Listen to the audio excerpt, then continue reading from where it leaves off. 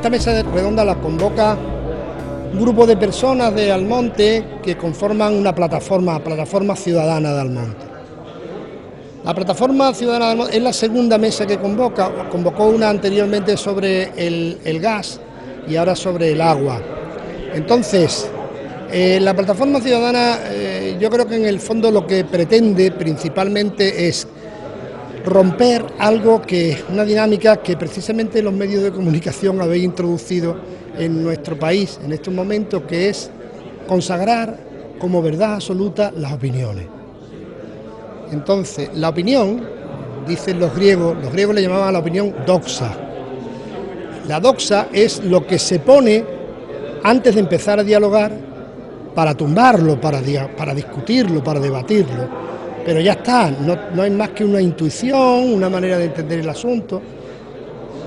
Y la idea es que la ciudadanía no se puede basar en opiniones, porque las opiniones no tienen una argumentación, un fondo, un trasfondo importante. Entonces tiene que buscar el rigor, y sobre todo cuando se trata de asuntos que son complejos. El primer asunto que se trató en una mesa aquí mismo hace unos meses, fue el tema del gas en Doñana y ahora el tema del agua. El agua es un asunto muy complejo, a pesar de que dicen es más claro que el agua, de claro nada, es bastante complejo, tiene muchos planos de tratamiento.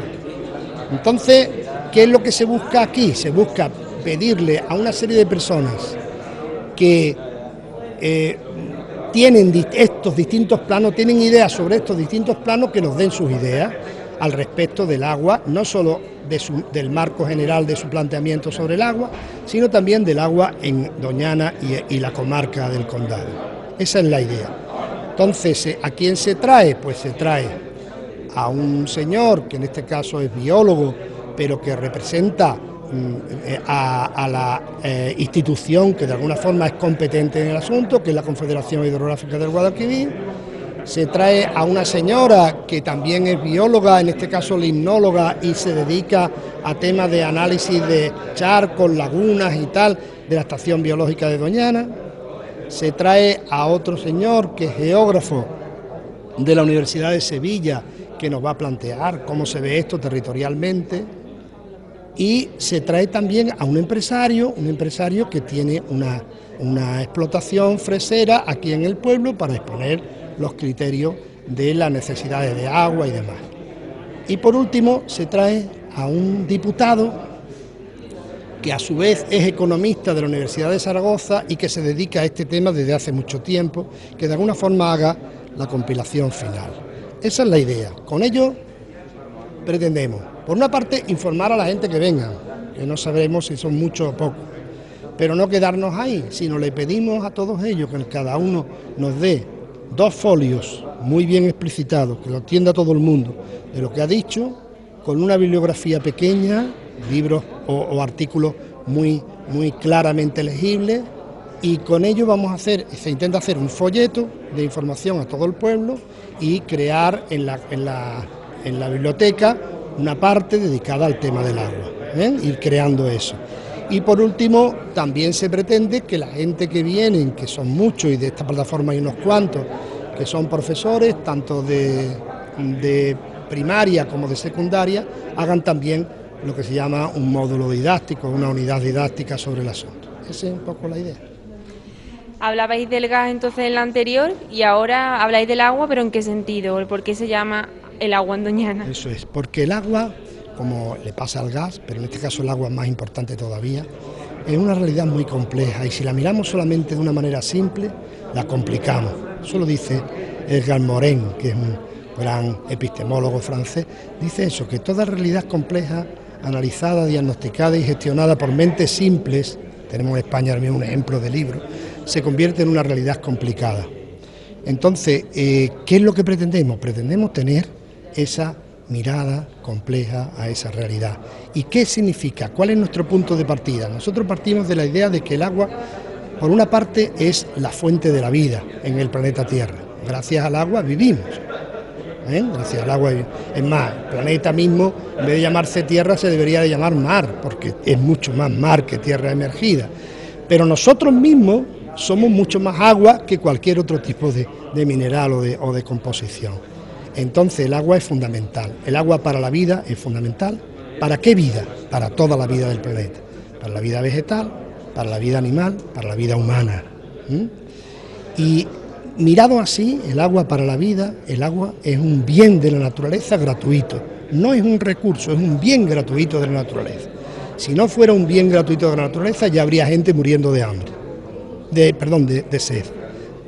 Entonces, en general, el agua, desde ese punto de vista, es así. Pero después, el agua además puede también significar el agua para la ciudadanía. Yo tengo como ciudadano el derecho, y lo he conquistado con mi lucha de ciudadanía, de abrir un grifo y que salga el agua. Entonces, el agua ahí ya no es gratuita del todo. El agua se mide por la eficiencia. De manera que si tú gastas menos, tu familia gasta menos que esta otra familia, tu familia pagará un poco menos. Pero tampoco tiene un precio de mercado, sino tiene un precio de lo que significa la parte que tú tienes que pagar o tu familia tiene que pagar para traerte el agua hasta tu casa. En el fondo también sigue siendo casi gratuita, pero hay que medirla eficientemente. Pero después está el agua para la producción. Entonces, no es lo mismo producir en la agricultura, por ejemplo, de secano que de regadío. Las ventajas que tiene producir de regadío significan unos beneficios, unas plusvalías importantes para el propio agricultor. Entonces, en este caso, el agua se convierte en un recurso relativamente escaso que hay que cuidar, que no se le puede quitar a la vida, que no se le puede quitar a la ciudadanía y que está en tercera posición dentro de las prioridades del agua y que tiene un precio de mercado diferente a lo anterior. Y por último, habría una mirada al agua que sería el agua como producción ilegal. Ahí estamos en un mundo muy complicado, complejísimo, porque claro, una cosa es que tú produzcas y muy bien, tenga tus beneficios, lo que haces, y otra cosa es que estés cogiendo agua de manera ilegal en algún sitio, por alguna razón o lo que quiera que sea. Entonces ahí lo que cabe, sin ningún tipo de duda, no solamente un precio, sino cabe una sanción. Esa sería un poco la mirada. Entiendo entonces que no vaya a posicionar tampoco en defensa o en contra de ninguno de esos usos, sino simplemente exponerlos y que cada cual se haga su idea. Entiendes muy bien, entiendes que es muy importante que exista este planteamiento complejo que yo te he ido diciendo, que eso esté en las mentes de los ciudadanos y que en función de eso cada cual tenga su propia posición argumentada al respecto. Muchas gracias. Muy bien, de nada.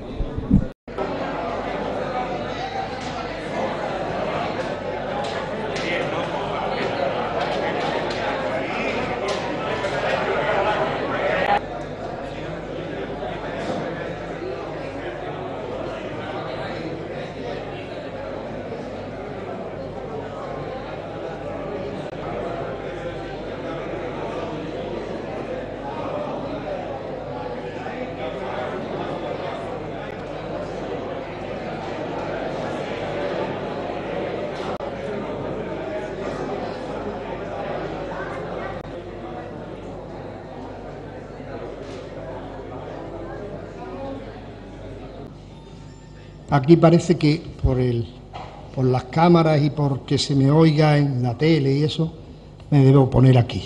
A mí no me gusta nada, no me gusta moverme por ahí. Pero bueno, lo haré aquí y será mejor. Vamos a ver.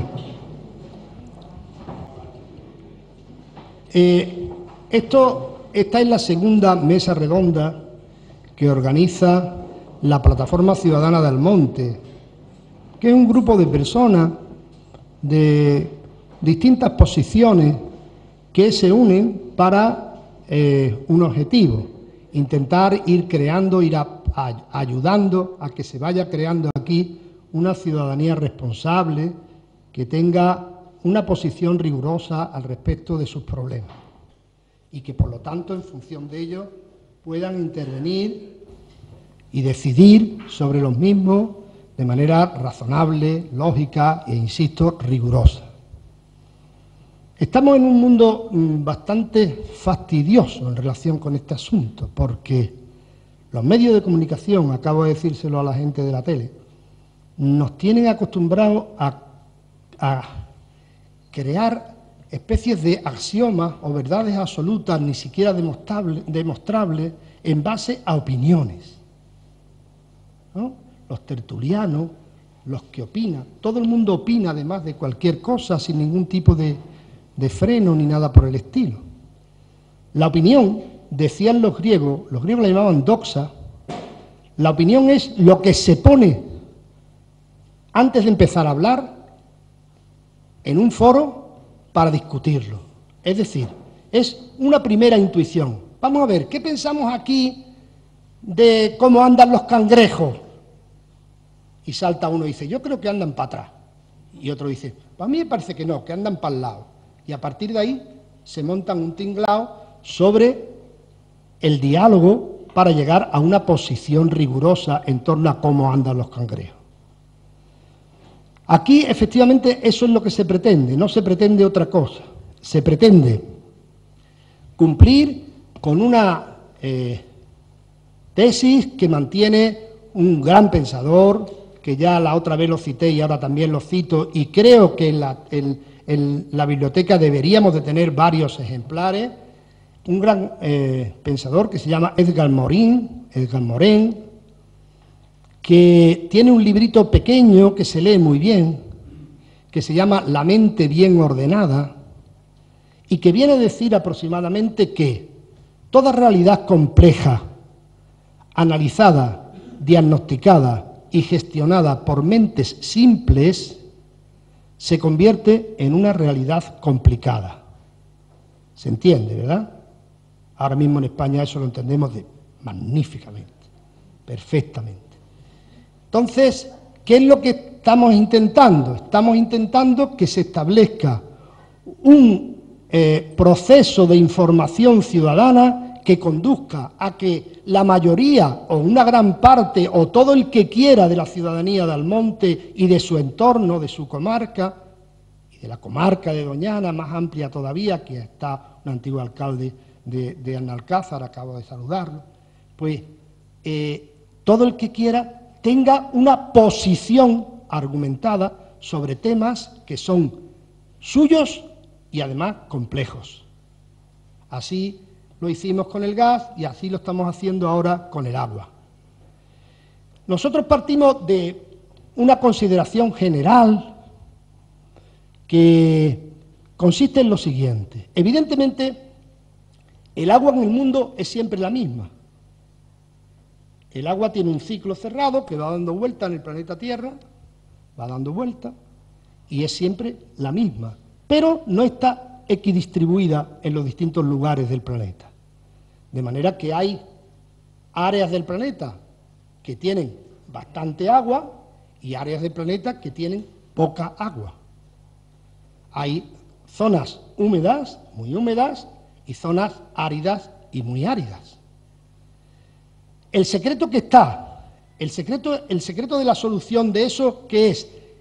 ¿Distribuir agua para todo el mundo igual? Imposible. Esto no tiene, la solución puramente mecánica no sirve. La ingeniería no resuelve el problema sustancial. ¿Quién lo resuelve? ¿Cómo se resuelve? Lo resuelve la propia vida. Tanto la vida vegetal, como la vida animal, como la vida humana y la cultura humana, se adapta a las distintas circunstancias de agua en relación con lo que hay en su ecosistema. De manera que nunca se podría entender, pues, que viviese un animal que necesita mucha agua en el desierto,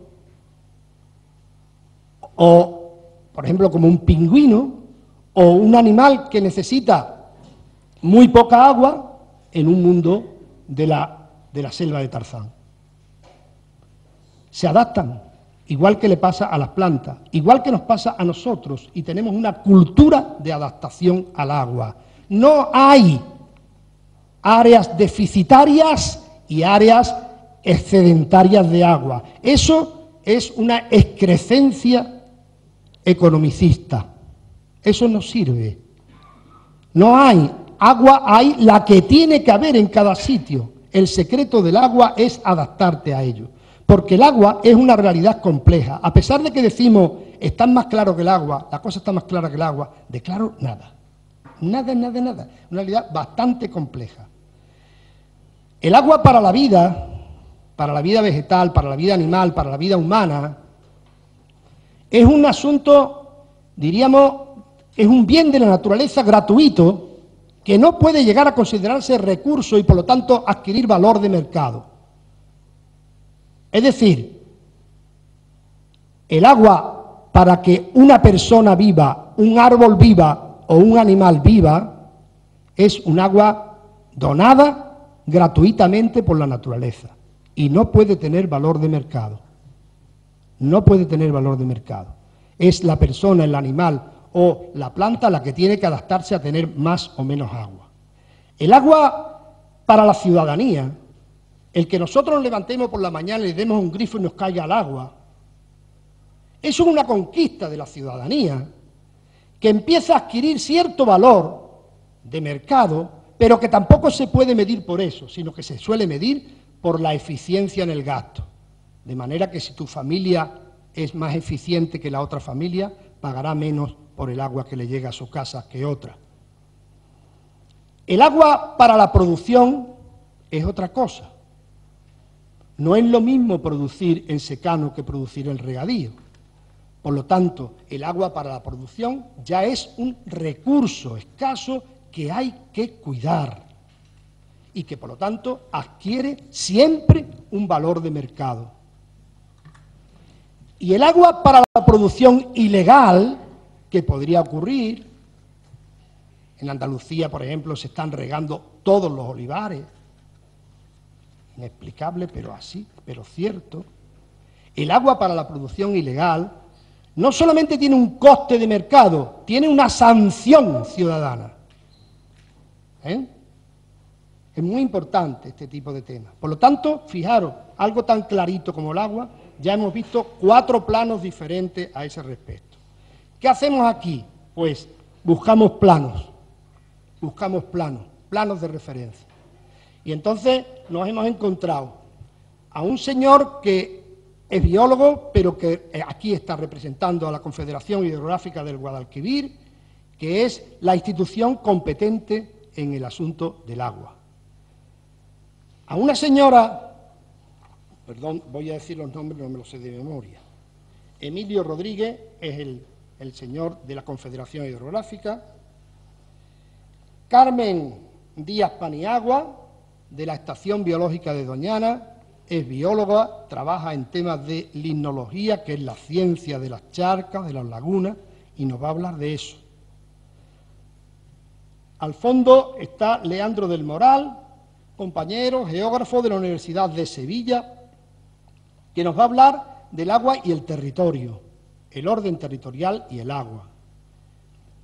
En el centro está Juan María Borrero, que es empresario agrícola de este pueblo y que nos va a hablar de la necesidad del agua para la agricultura regada en este municipio, supongo. Y por último está Pedro Arrojo, que es diputado y que es economista y dedicado a los temas del agua desde hace mucho tiempo. A mí estas ideas que estoy diciendo ahora creo que me las dio Pedro Arrojo en su momento en un congreso ibérico de geografía en Zaragoza hace, debe ser 35 años aproximadamente. Entonces, es un hombre que de estas cosas sabe mucho y va a cerrar un poco el círculo. ¿Qué queremos de ellos? ¿Y qué pretendemos hacer? ¿Qué queremos de ellos? Queremos que nos informen.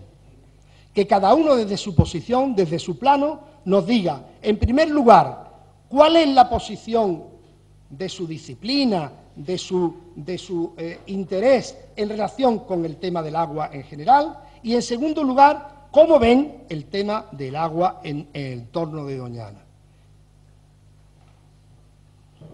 Eso es lo que pretendemos, que nos informen. Con eso, esa información, ¿qué vamos a hacer? Pues lo mismo que intentamos hacer en el gas, con lo del gas, y lo primero no salió, pero esta vez queremos que salga. 2 cosas. La primera, le vamos a pedir a cada uno de ellos 2 folios con el esquema de lo que nos digan, que se entienda muy clarito, muy clarito. Con ello vamos a intentar hacer un folleto que se va a repartir en el pueblo. Y tenemos a la alcaldesa, que supongo que asumirá ese tipo de responsabilidad en relación con lo que puede ser ese tipo de asuntos. Y después intentaremos en esos folios también que nos pasen una pequeña bibliografía de lecturas fáciles de entender por todos y crear en la biblioteca un apartado especial sobre el agua, de manera que los niños, la gente que está en la biblioteca, vayan leyendo sobre el asunto. Y en tercer lugar, retamos, y eso se hizo la otra vez, esto se hizo, y lo cual es de agradecer, a los que estén aquí que se dediquen a la enseñanza, profesores de instituto, profesores de secundaria y profesores de universidad, que intentemos pergeñar un módulo, ¿cómo se llama?, una unidad didáctica sobre el agua a desarrollar en nuestros distintos centros educativos. Esa es la idea. La idea no es que esto se quede aquí, somos muy pocos, este pueblo tiene 20.000 habitantes, somos muy pocos. Entonces, que esto se extienda, esa es la idea. Entonces, le doy paso, en primer lugar, a don Emilio Rodríguez, biólogo de la Confederación Hidrográfica del Guadalquivir.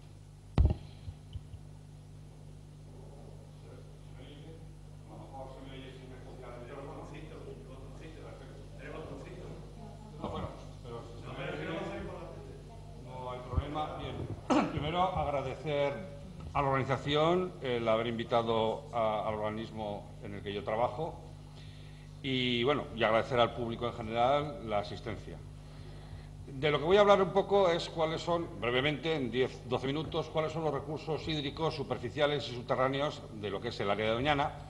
Y básicamente todo lo que voy a decir son datos que se pueden ver, porque responden a lo que es el segundo plan hidrológico que se aprobó en enero de 2016, que todos ustedes pueden consultar. Se publica en el Boletín Oficial de Estado una especie de normativa, un real decreto, pero luego en la página web de la Confederación están los miles de folios que forman parte de todos los estudios que sustentan pues toda esa parte normativa que se aprueba en el plan.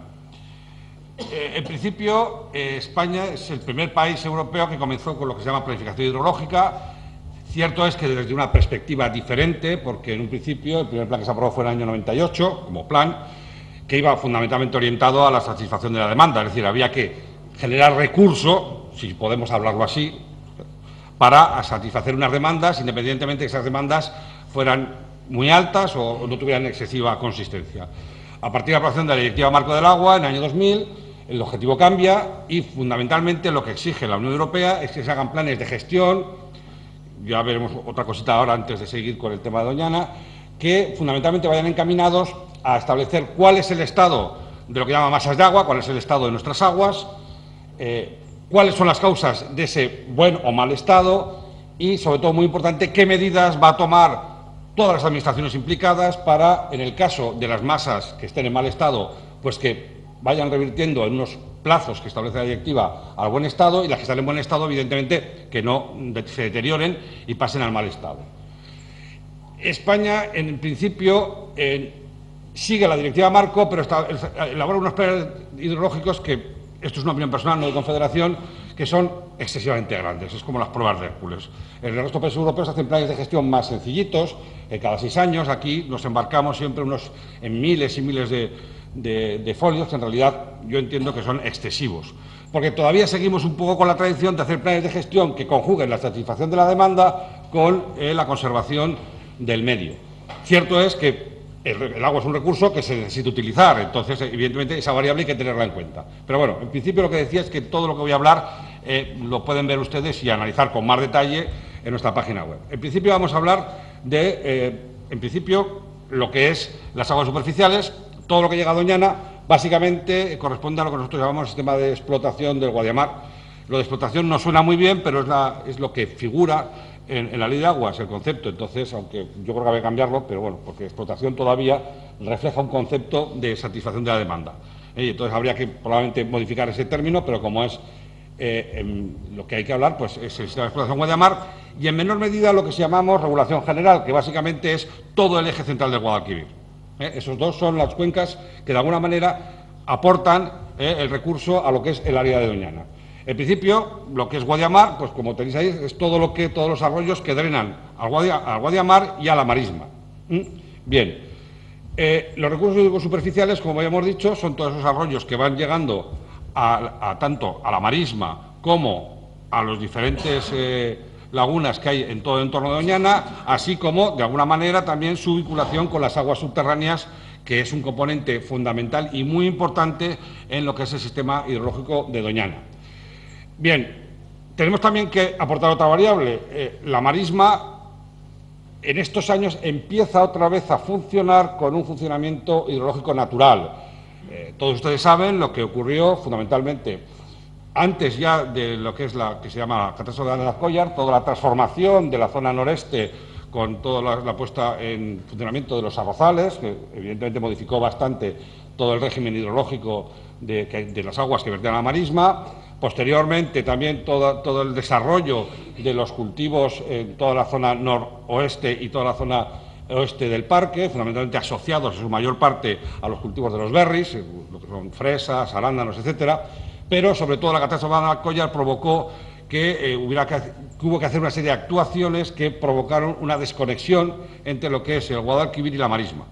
Actualmente, afortunadamente, esa situación se ha revertido en parte y comenzamos a tener otra vez un cierto funcionamiento hídrico normal, vamos a llamarlo así, de la marisma, ya que los arroyos vierten de manera natural, el Guadalquivir tiene conexión con la marisma y de alguna manera volvemos a tener ese ciclo hidrológico natural que correspondería a la marisma. Evidentemente, al haber estado una serie de años con un funcionamiento anormal, pues bueno, evidentemente eso hace que la recuperación del régimen natural, pues evidentemente los sistemas naturales se recuperan con cierta facilidad en general, pero bueno, tardan un tiempo, hay una cierta resiliencia y es lo que en estos momentos está pasando.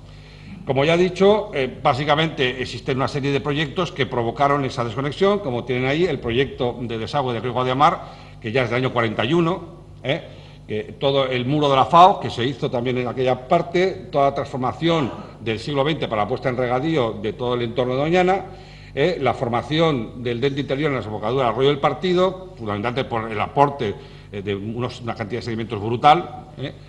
Luego, esos intentos de mejora de navegabilidad del río Guadalquivir, no nos olvidemos que Sevilla es un puerto de interés general del Estado y, bueno, siempre ha habido unos intentos por que el acceso al puerto de Sevilla sea cada vez a buques de mayor calado. Es un tema económico y ahí siempre está la pulsión entre la conservación de lo que es el tramo final, las aguas de estuario del Guadalquivir y esa conexión con el puerto de Sevilla.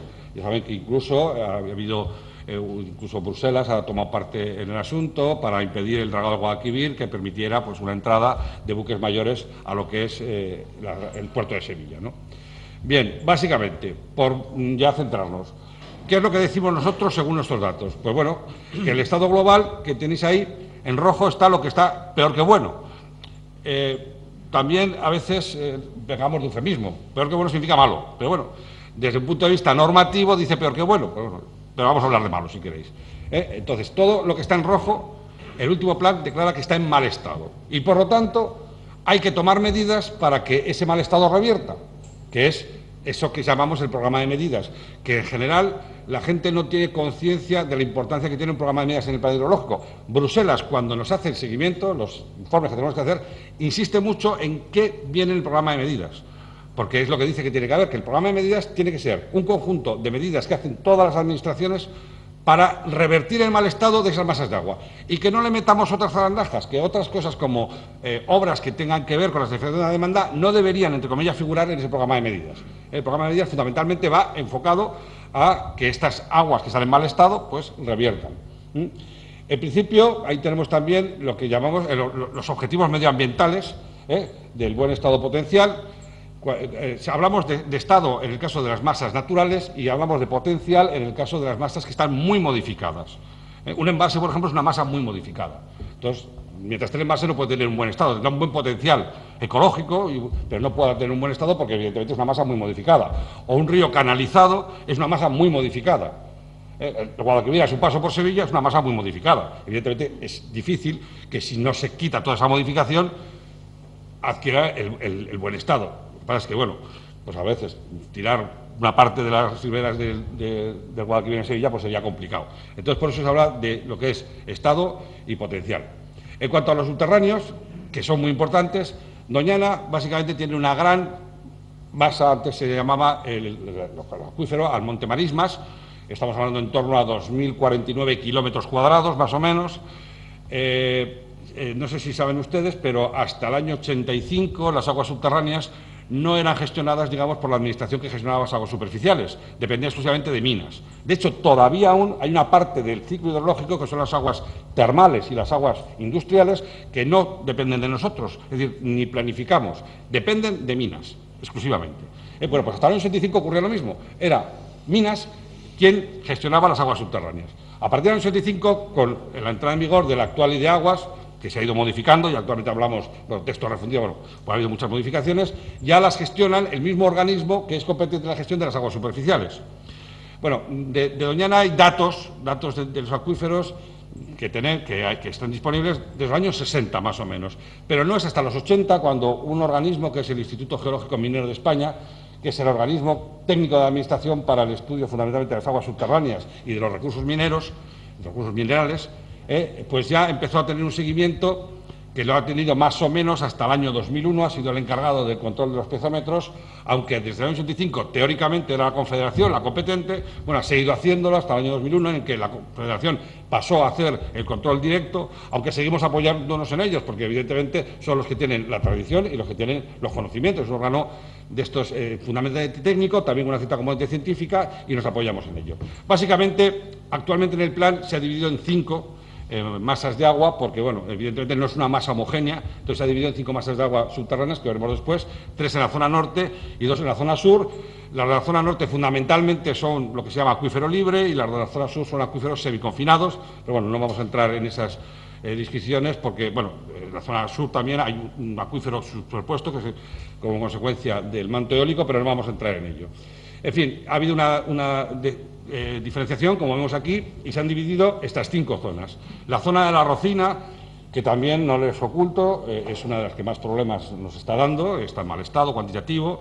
La zona de Almonte, con menos problemas que la zona de la Rocina, pero también en mal estado cuantitativo.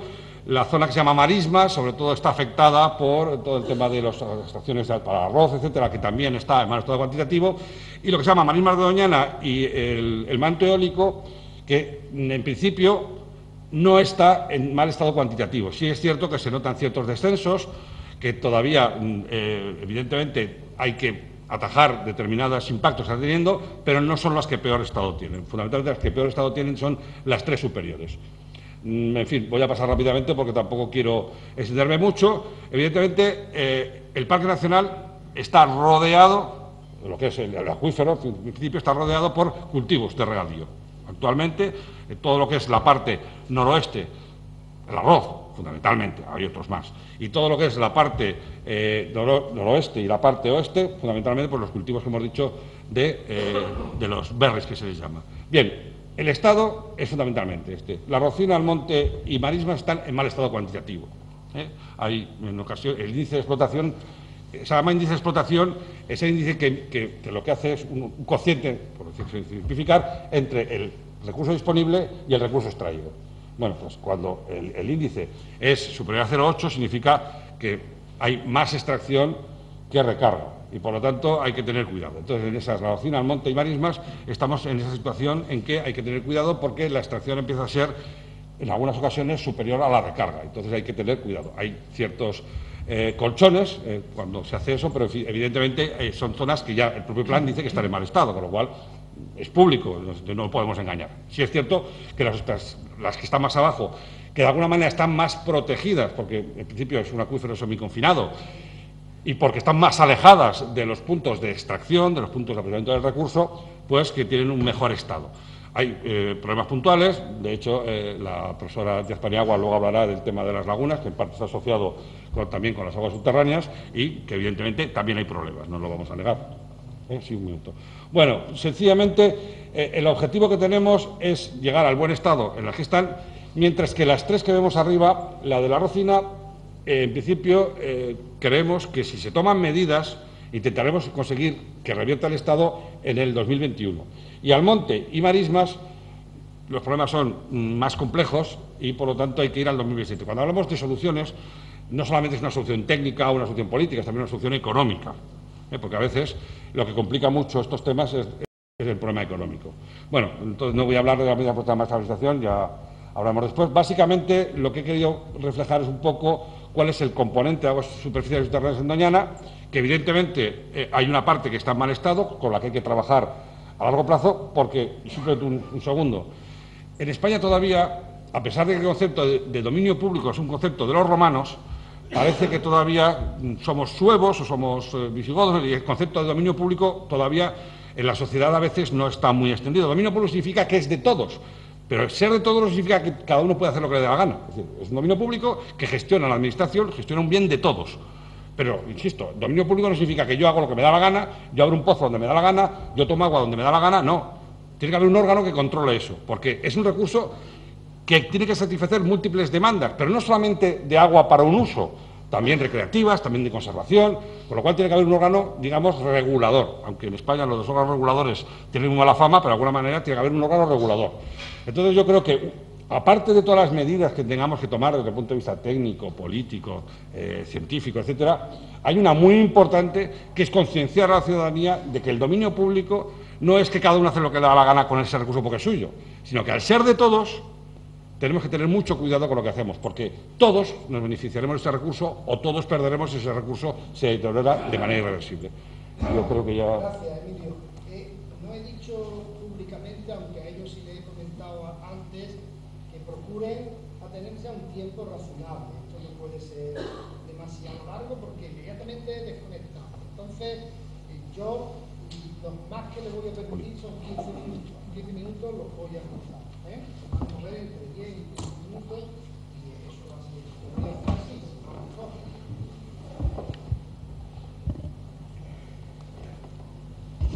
Bueno, buenas noches a todos. Muchas gracias por haber venido. A mí me hubiera gustado que Emilio nos contara las medidas, que me parece interesante, si luego tiene tiempo. Que me hubiera gustado que Emilio nos contara las medidas de la Administración porque me parecen interesantes. Luego, si tenemos tiempo, estaría bien que lo contara. Bueno, yo trabajo en la Estación Biológica de Doñana y lo que voy a contar es el estado en el que encontramos las lagunas de Doñana, que de alguna manera a mí me sirven para decir que el acuífero no está como debería de estar, ¿no? Aquí, ¿no? Tengo que ¿dónde está? Aquí. Depende. No, la otra. La de... ¿Este? No. No está. Esta. No, aquí. Que lo he cerrado. Ostras, pues he abierto otra cosa. ¿Vuelvo a abrirla? Bueno, lo abro. Tranquilo. Vale. O sea, aquí abajo. Vale. Bueno, perdón. Bueno, empezamos. Todos sabemos dónde está Doñana y todos sabemos también que Doñana, la importancia de Doñana es precisamente porque es un humedal. Precisamente es uno de los dos únicos parques nacionales que hay en España dedicados a los humedales. Su reconocimiento es internacional y como veis en esta lista que he puesto tiene un montón de premios y menciones concedidas. Yo, por ejemplo, quiero resaltar que es un humedal Ramsar, que para los que no lo sepan, Ramsar es una organización internacional que a nivel mundial mete en su lista a los humedales más importantes. También, por ejemplo, podemos destacar que desde 1994 es Patrimonio de la Humanidad.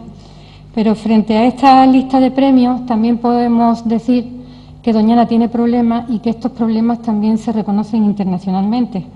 Por ejemplo, la lista Ramsar tiene una lista contraria, que es la de aquellos humedales que están amenazados con salir de esa lista porque tienen problemas.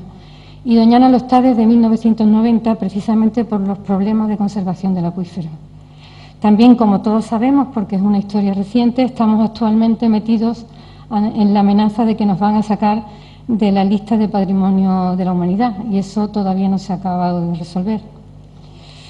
Bueno, cuando hablamos de Doñana mucha gente piensa en las marismas de Doñana y realmente son muy importantes. Pero no solo Doñana son marismas, Doñana tiene dentro del Parque Nacional, que es la imagen que he puesto aquí, la mitad son arenas, el entorno también son arenas Y dentro de este manto eólico, estas son fotos de la marisma, dentro de este manto eólico se forman, cada vez que viene un año de inundación, un montón de lagunas. Ahí tenéis la cartografía de lagunas, que constituyen lo que es un sistema de lagunas, la mayoría de ellas temporales, que desde nuestro punto de vista es el sistema de lagunas temporales más importante que hay en Europa. Dentro de ese sistema de lagunas hay una zona central en la que la densidad de lagunas es enorme y es donde se concentran las lagunas de mayores dimensiones de Doñana, que son donde están las únicas lagunas que se pueden considerar permanentes en Doñana. Digo esto porque después vamos a volver sobre este es el llamado sistema de lagunas peridunares y luego vamos a volver sobre su conservación.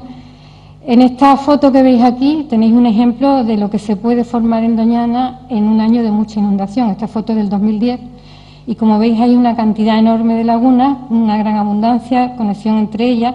Este es el complejo de las lagunas periodonales, esto es Santa Olalla, que llegan a conectarse cuando hay mucha agua y el agua fluye desde arriba hasta la marisma.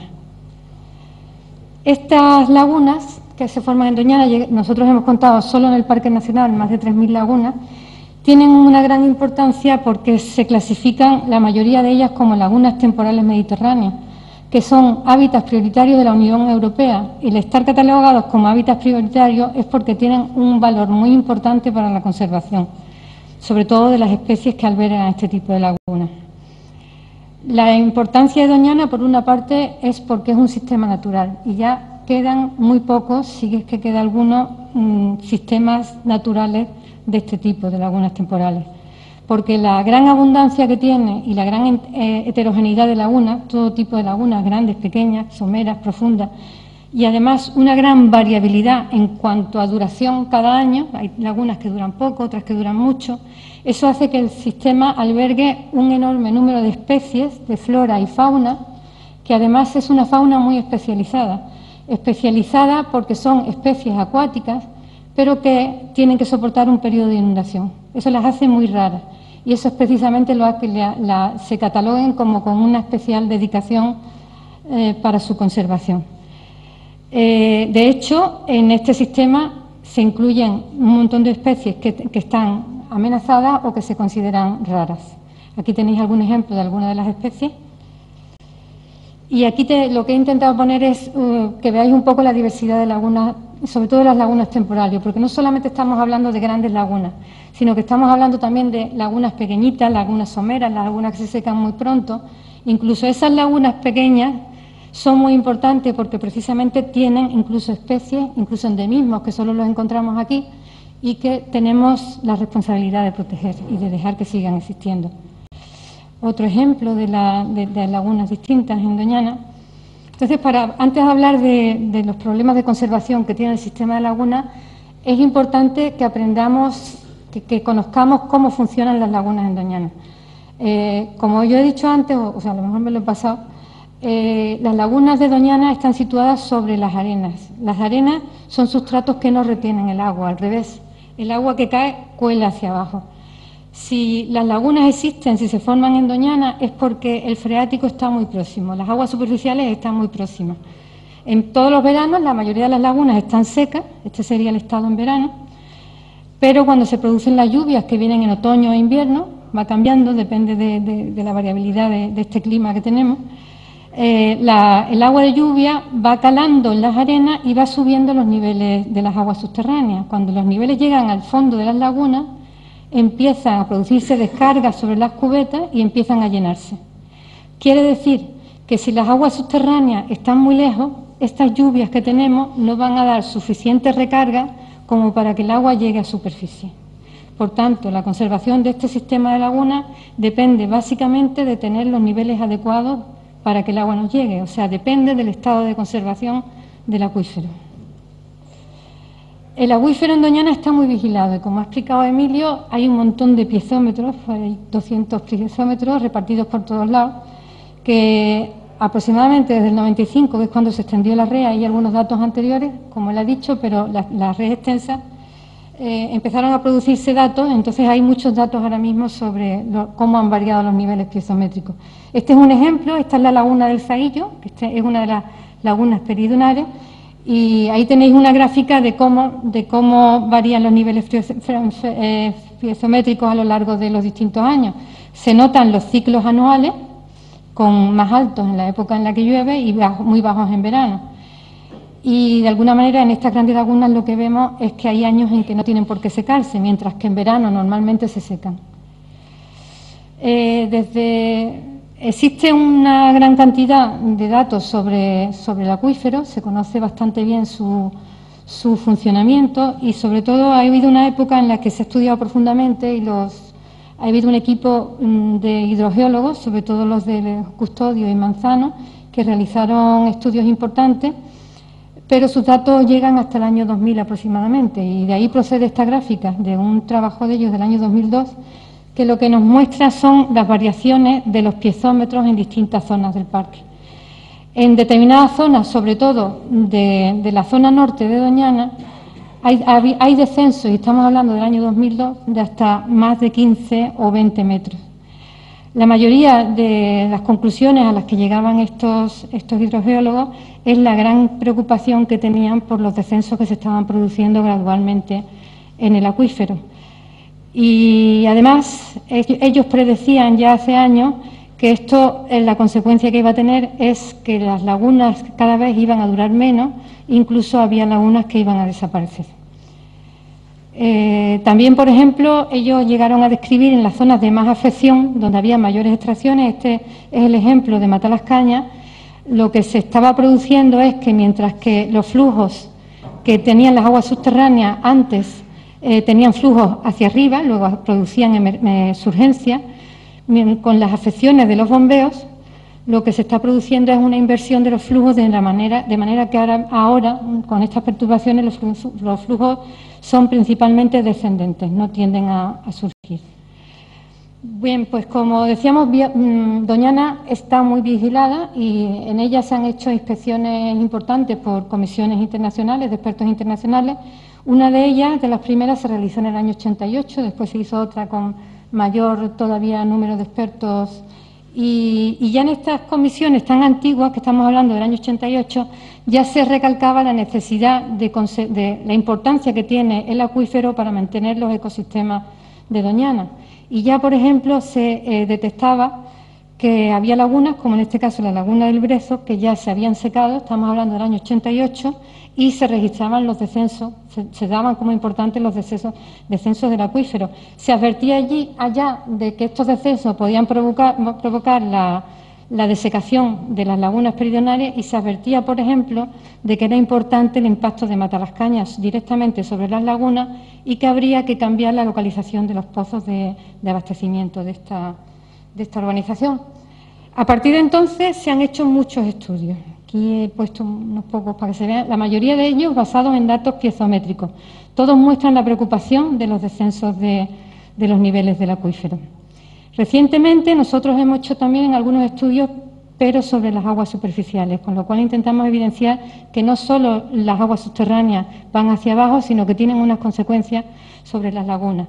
Por ejemplo, en esta gráfica lo que vemos es, mirando con imágenes de satélite, la duración de la inundación de las lagunas entre los años 80 y el año 2007, que fue cuando se hizo el estudio, que ya hay una tendencia a que cada vez se llenen menos, tendencia que no se corresponde en absoluto con la de la pluviometría.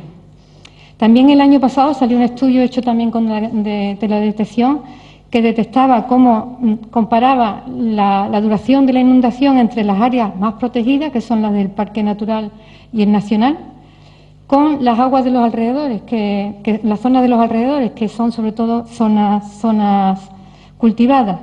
Sorprendentemente, mientras que en el Parque Natural se siguen manteniendo los ciclos anuales y cada vez los niveles están más bajos, en las zonas de alrededor lo que se ve es un incremento de agua, o sea, en superficie, que corresponde tanto a regadío como a balsas de riego. Y después nosotros nos hemos centrado también en el estudio de la única laguna que nos queda como permanente en Doñana, que es la laguna de Santa Laya, comparando la superficie que mantenía inundada en verano. Con esa raya horizontal lo que vemos es que en los años 70, que son los primeros datos que tenemos de ella, la laguna en verano mantenía una superficie más o menos estable, independientemente de que lloviera más o menos. Conforme pasan las décadas, la raya verde nos muestra la relación con la lluvia, y lo que se ve es que esta laguna permanente, conforme nos acercamos a la actualidad, cada vez depende más de la lluvia. Es decir, si antes tenía el colchón debajo del acuífero que la mantenía con agua en verano, ese colchón se ha ido alejando de manera que ahora cada vez tiene menos agua en verano y básicamente está empezando a depender de las aguas que le caen cada año. Con lo cual, de ser permanente está pasando a ser temporal. Y eso a mí me resulta bastante importante porque realmente es la única laguna que nos queda permanente. Como es muy difícil convencer de que un sistema temporal se está secando, porque a veces lo vemos lleno, a veces lo vemos vacío, nosotros nos centramos en el análisis de las lagunas de más duración de Doñana, que son las lagunas meridionales. Estas son las lagunas de mayor entidad, están en el sitio donde convergen las descargas del acuífero general y las del acuífero donar, y por eso reciben más aportes. Entonces, las que se consideraban permanentes antes eran la Laguna Dulce, la Laguna de Santa Laya y aquí abajo el Sopetón. Pues vamos a ver un poco los problemas que tienen. Sobre todo lo voy a enseñar con imágenes. Sí. Entonces, además de los descensos del acuífero, que también es importante señalar que en una laguna que como máximo de profundidad tiene 3 metros, si a mí me baja los niveles de acuífero 3 metros, quiere decir que me quedo sin laguna. Esto lo recalco porque Emilio habla de la importancia de los descensos del norte y yo digo que aunque es cierto que los descensos son más bajos en otras zonas, un descenso de 3 metros quiere decir que nos quedamos sin Santa Laya, o sea, sin lagunas en Doñana, porque es la única permanente. Otro de los problemas que tiene este sistema de lagunas es que está muy cerca de Matalascañas y Matalascañas se abastece de aguas del acuífero. Las primeras lagunas que se han secado son precisamente las que están más próximas de Matalascañas. Entonces aquí veis Matalascañas, la laguna del Brezo, que estaría aquí, está seca desde el año 76, poco tiempo después de que se construyera Matalascañas. Después se ha secado el Charco del Toro y ahora están afectadas el Zahillo y la siguiente que veremos aquí, que es el Taraje. Aquí veis cómo ha aumentado Matalascañas en los últimos años. En el año 84 que he puesto esta imagen, no existía prácticamente la construcción en la zona de Caño Guerrero, ya estaba seca la laguna del Brezo. Y ahora vemos cómo ahora mismo lo que tenemos es, además de un campo de golf que funciona desde el año 2000, cómo se ha densificado toda la construcción en este lado. En el año 2000, precisamente, coincidiendo con la construcción del campo de golf, se secó o acabó de secarse la laguna del Charco del Toro y a partir de entonces notamos tendencias importantes de desecación en las lagunas próximas. Estas son imágenes antiguas de cómo tenían que ser las lagunas. Del Brezo solamente tengo esta imagen parcial, pero de alguna manera indica la entidad de la laguna. Esta también es de la laguna del Brezo y este es el estado actual de la laguna del Brezo, que es una laguna seca invadida por el matorral y el pinar. Esta es una gran laguna, la laguna del Charco del Toro, que se secó aproximadamente en el año 2000. En los años 50, una laguna bastante grande, de gran entidad, en un agujero entre las dunas. Una imagen muy idílica de un libro antiguo, del año 67. Esta imagen es de los años 70, al ser una laguna temporal, se secaba en algunos veranos, sobre todo en los veranos de años secos, y veis que el fondo de la laguna es desnudo completamente, no tiene vegetación, como una laguna que sufre una inundación importante todos los años. Este es el estado actual, toda llena de juncales. Esto es lo poquito que se inundó en el año 2011, que fue un año de mucha inundación. Esta laguna está perdida completamente. La laguna del Zahillo, que es una laguna de gran entidad, la foto que encuentro es del 70, en una época seca, pero también podéis ver los suelos desnudos en verano, sin vegetación. Abajo tenéis los fondos actuales con vegetación terrestre. La inundación que cogió en el 2011, que fue un año 2011 que cogió muchísima agua, fue un año muy lluvioso, en el 2012 no fue capaz de mantenerla. Además, en esta laguna se están viendo procesos de acidificación muy importantes, debido precisamente al alejamiento del acuífero y que están causando mortalidades importantes, en este caso de los sapos que van allí a poner los huevos. La laguna del Taraje es la siguiente, hablo en distancia a Matalascañas. Esta es una foto de los años 60, los tarajes estaban solo en el borde de la laguna y tenía una gran lámina de agua detrás. Ahora lo que vemos son la primera línea de tarajes está seca y solo vemos tarajes detrás. Los fondos antes limpios, ¿cómo son ahora? Esta laguna es curioso porque si nosotros cogemos el Google Earth y miramos las imágenes antiguas, en los años 70 nada más que tenía tarajes en el borde. A partir del 2003 vemos cómo la vegetación empieza a invadir la cubeta de la laguna hasta llegar al 2013, en el que vemos que la zona inundable de la laguna prácticamente se circunscribe a un pequeño círculo en el centro, que actualmente si vais veréis que está invadido también por los tarajes. También no quiero dejar atrás al Sopetón, que es una de las lagunas que hemos considerado permanente. Se inunda todos los años, pero esta laguna no se secaba casi nunca en verano. Solo se secaba en veranos de años muy secos o de años consecutivamente secos. Y actualmente, desde el año 2011, desde el año 2012, se ha secado todos los veranos. La Dulce le pasa prácticamente lo mismo que el Sopetón. Esta es una imagen del 2012, lo que quedaba de la laguna Dulce. Ahora queda un poquito más, se llena un poquito más porque ha llovido un poquito más, pero no deja de tener un aspecto similar en verano. Y pasamos a analizar Santa Olalla, que es la gran laguna, la única permanente y la que yo digo, bueno, si se seca Santa Olalla ya nos quedamos sin nada. Aquí veis una imagen de verano, para que os hagáis una idea. Es un año bueno, lo reconozco. Es el complejo de lagunas, tenemos en el fondo la Dulce, Santa Olalla, Las Pajas, y lo que quiero mostrar con esta imagen es que en verano también tiene que haber agua en las lagunas, no tienen por qué estar secas, en estas lagunas meridionales. Pues en el año 2012, después de 2 años buenísimos de inundación, que fueron el 2010 y el 2011, en verano nos encontramos esto. Y yo me asusté y empecé a decírselo a todo el mundo. La gente me decía, el año que viene se arreglará. Este era el aspecto de la laguna en el 2012. Y este es el aspecto en el 2013, en el 14, en el 15 y en el 16. La laguna no se ha arreglado en el verano, seguimos con la misma tendencia. Y este verano. Y una de las cosas que podéis ver aquí es que también está sufriendo la invasión de los tarajes, que antes no existían porque todas estas zonas se inundaban. Pues ahora le está invadiendo, los tarajitos del borde están cada vez más adentro. Me voy a pasar esta imagen porque tú quieres que acorte, así que lo único que pretendo con estas imágenes es ver cómo han desaparecido.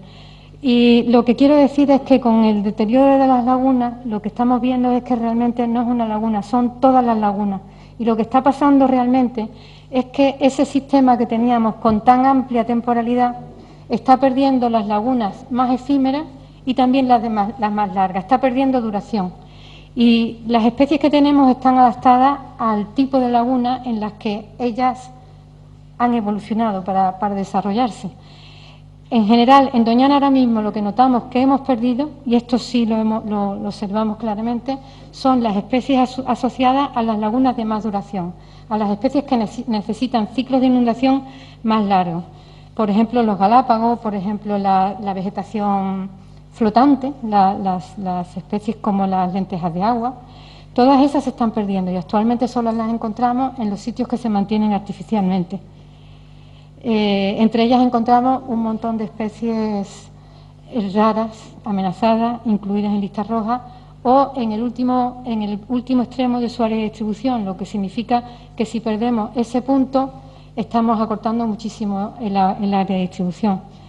Esto es un ejemplo de las especies así más amenazadas. La fauna de odonatos es importante porque hemos pasado de contar 42 especies y ahora solo contamos entre 26 o 28 especies, cuando los odonatos se consideran como unos organismos muy buenos indicadores del estado de conservación de las aguas.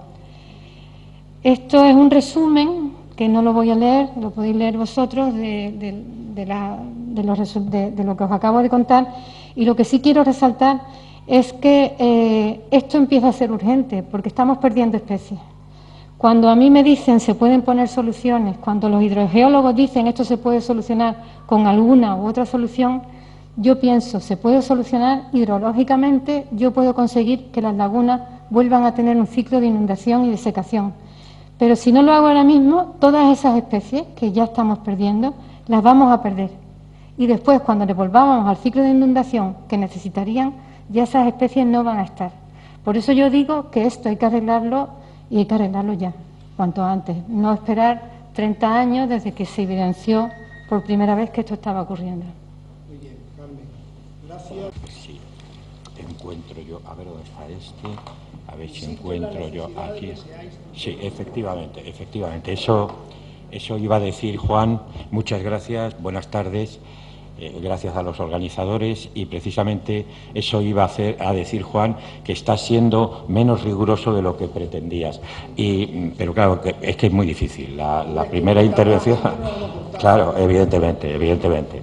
La primera intervención, pues claro, le ha faltado tiempo para abordar todo el planteamiento de medidas, y la siguiente intervención, la de Ana, pues era incortable. ¿Cómo ibas a cortar esa intervención donde estaba dando una información tan precisa, tan actual, tan importante, ¿no? Es comprensible. Yo voy a hacer un esfuerzo y voy a ceñirme a menos de 10 minutos para ganar algún minuto por lo menos. Mirad, lo que yo puedo aportar es poco, desde luego, al lado de lo anterior o lo que va a seguir, pero en cualquier caso sería, en primer lugar, ampliar la escala. Por eso empiezo con esta imagen, ampliar la escala. Estamos en Almonte, estamos en ese parque, junto al Parque Nacional, en el espacio natural protegido, pero estamos en la región de Doñana, ¿no? En la región de la desembocadura del estuario del Guadalquivir. ¿Qué es esto?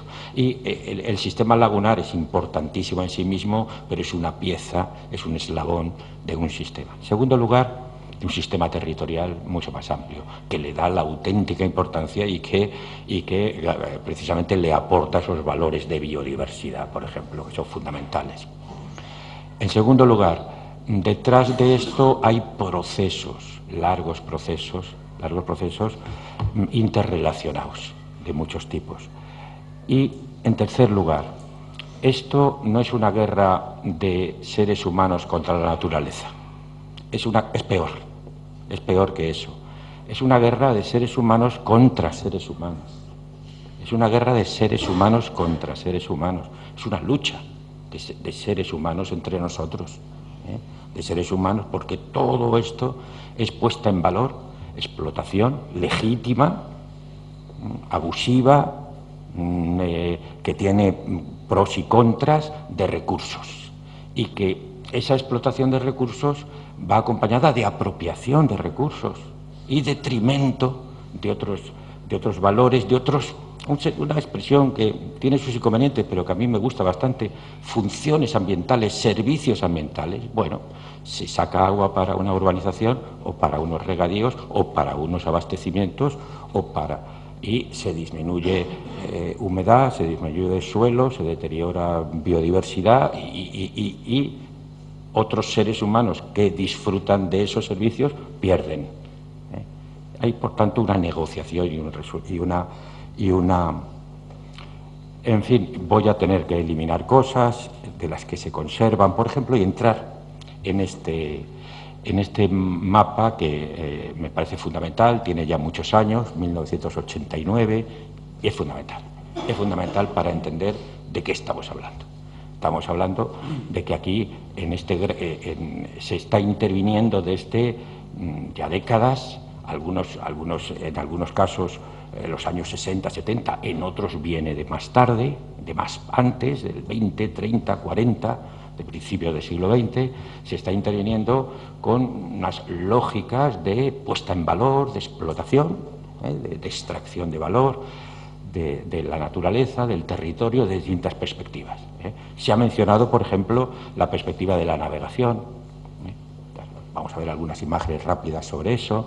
La perspectiva forestal, ahora ardido parte de esa masa forestal, La perspectiva de infraestructuras, no nos olvidemos, de infraestructuras por el norte, por el este, por el oeste, por el este, por el oeste, no nos olvidemos. La perspectiva urbanística residencial, la perspectiva conservacionista, el Parque Nacional, de repente todo ello. Y esto fue lo que provocó ya cuando nos dimos cuenta como sociedad que esto se estaba produciendo, la comprensión de que hacía falta poner un poco de orden en esta confluencia de intervenciones, que generalmente chocaban entre sí, se creaban sinergias, efectos potenciales, potenciaban efectos negativos entre sí, conflictos, etcétera. Y por eso aquí se planteó por primera vez en España un instrumento de eso que se ha hecho más, ya suena más, que entonces, que es Plan de Ordenación del Territorio. El PDTC, esas siglas tan raras, PDTC, que es el único que hay en España, PDTC. Bueno, luego ha habido el POTAT, luego hay otros planes de desarrollo sostenible que en cierta medida se complementan a estos. Ver el conjunto. Esta foto la saqué yo, no tiene muy buena calidad, pero bueno, fue antes del incendio, vista precisamente en un vuelo a Canarias, por el que si alguno de ustedes pues han ido, se ve muy bien el territorio. Y se ha mencionado, esa es pues la intervención forestal, el avalario. Se ha mencionado el río, fundamental. Esto viene de siglos, pero se ha intensificado en las últimas décadas y ha estado a punto de producir, bueno, el río Guadalquivir, claro, que ha pasado, tenía 120 kilómetros, ahora tiene 80, tenía 2 metros, ahora tiene 6,5, se quiere pasar a 8, en fin, una auténtica transformación. Estos señores que no están aquí hoy podrían estar, digo estos señores, pues son los navieros, los del puerto de Sevilla, podrían estar, hemos hablado con ellos, nos hemos reunido, hemos discutido, o cambiado impresiones con ellos otras veces, pues ven la cosa desde su punto de vista. A ellos no les interesa ni las lagunas, ni las arenas, ni el acuífero, ni el arroz. Claro, a los del arroz les interesa esto, porque le ven las orejas al lobo. Legítimo. Ellos tienen un puerto que defender, tienen un puerto que agrandar, tienen un puerto que mantener, tienen unos clientes, tienen unos negocios, tienen unas perspectivas, tienen unos intereses. Tienen unos intereses. Y tienen unos intereses muy asentados y están condicionando todo el territorio. Estos Sevilla, sus esclusas, sus dragados, ahora está parado. Es una de las amenazas para que el sistema de Doñana sea desclasificado como patrimonio de la humanidad, una de las amenazas. Esto ha dado lugar a estudios muy importantes y a reflexiones como esta, que se concretaron en un dictamen en el que yo creo que por primera vez en un documento oficial, se planteó, oiga, que esto va hacia el colapso, y cuando esto colapse perdemos ya todos. Ya entonces ya no nadie gana y pierde, ya todos perdemos. Retomando y claro, por un lado, por otro, los brazos, la rectificación de todo, la canalización de todo. Este será el brazo del este, luego está el brazo del oeste, lo conocemos un poco mejor porque está en este lado, pero desde aquí tampoco lo llegamos generalmente a él. Tampoco llegamos, como los de Isla Mayor no llegan aquí, o como los de los palacios, entre otras cosas porque nos hemos segregado ya mentalmente y administrativamente, pero hay que hacer un esfuerzo, aunque luego, por supuesto, las lagunas peridunares tienen su propia que exige investigaciones como las que Ana ha planteado, sin duda alguna, ¿no? Porque esto exige profundización y concreción, pero sin perder de vista que son procesos sinérgicos que se refuerzan unos a otros, generalmente en términos negativos, tal como se plantean, podrían ser positivos, pero generalmente, dado que cada cual va a lo suyo, suelen ser negativos, como la minería, la minería que se reactiva de nuevo, y claro, como los depósitos de gas, es que no paramos. Y todo esto conduce a problemas. Esto ya en una plaste que nos viene, es una imagen muy bonita, preciosa, que muchos conocéis porque decora a veces bares o clubs, o ya de nuestro lado, del lado de la madre de las marismas del Guadalquivir, del lado de donde estamos nosotros en estos momentos. Y bueno, estudios, debates, análisis, propuestas, La rehabilitación hidrológica del Guadalquivir, de las marismas de Doñana, está planteada desde los años 70, 80, luego el Plan 2005. Se han hecho algunas cosas, se ve que se pueden hacer. La naturaleza es muy fuerte. La naturaleza acuática tiene una enorme capacidad, aunque aparte de nuestras propias presiones humanas nos sometemos ahora a estas variaciones de las que seguramente Pedro va a mencionar algo, que tenemos ahí un telón de fondo muy preocupante, pero no cabe duda que también hay una enorme capacidad, una resistencia y una enorme capacidad de recuperación. Pero claro, esto tiene unos costes y unos beneficiarios también. Tiene unos costes, hay que quitar recursos para unas cosas, hay que poner dineros y trabajos, trabajo por otra parte, lo cual está muy bien, y tiene unos beneficios que tampoco son iguales, ¿no? Tampoco son iguales. Siempre son diferentes territorial, socialmente, y esta es la negociación, en el fondo política, en el sentido profundo y sano de la expresión, con la que hay que plantear. Y llegamos ya al problema más concreto. En nuestro caso, que ahí estábamos, claro, en Matalascañas en el año 65. Estos señores, algunos de ustedes, mi amigo Juan Ojeda lo conoce bien, estos señores que acampaban ahí, hacían sus cosas y tal, pero evidentemente la suavidad de su impacto al lado de lo que vino luego es enorme. Pero claro, detrás de lo que vino luego también hay todas unas dinámicas, unos procesos muy importantes. Matalascañas. Y el desarrollo de los cultivos bajo plásticos, las fresas, a un lado y a otro, por la parte más occidental o la parte más oriental, la ocupación de los terrenos forestales, los impactos sobre el acuífero. Se han detallado resultados de estudios muy recientes, muy actuales. Esto ya está dicho desde hace al menos 20 años. Se han mencionado los estudios de custodio del principio de este siglo, del año 2000, 2002. Los descensos de los niveles freáticos están ya documentados fehacientemente. La depresión del ecotono norte, del entorno del Rocío, la desaparición de los pozos surgentes, el impacto sobre ya no las manantiales, rezumes, humedades fundamentales en ese borde entre las arenas y las marismas, que están luego conectados evidentemente con las lagunas. De las lagunas se ha hablado mucho, de permanentes a estacionales, a interanuales, ni siquiera todos los cambios de vegetación.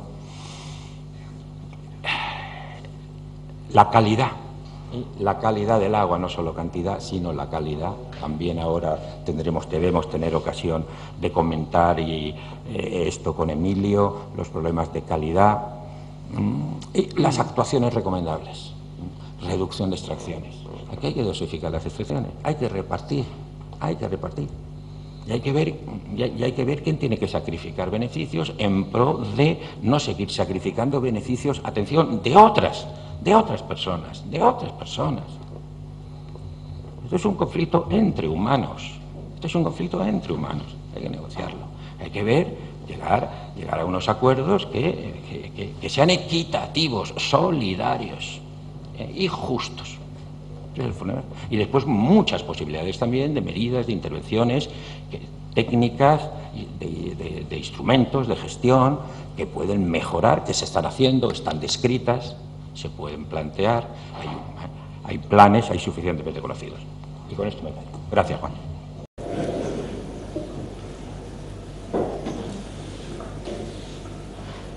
Bueno, gracias, Leandro. Y ahora es María Rodríguez Botello, que es empresario del sector local y que nos va a plantear su punto de vista.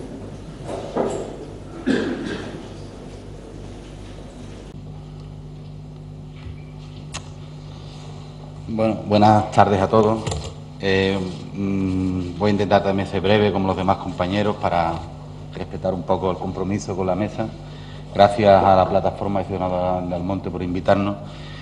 Y bueno, mi nombre es Juan María Rodríguez, vengo de la empresa Flor de Doñana, soy natural de Almonte y me dedico a a la producción ecológica, a la extracción de agua y a la cultivo en Almonte desde el año 2000.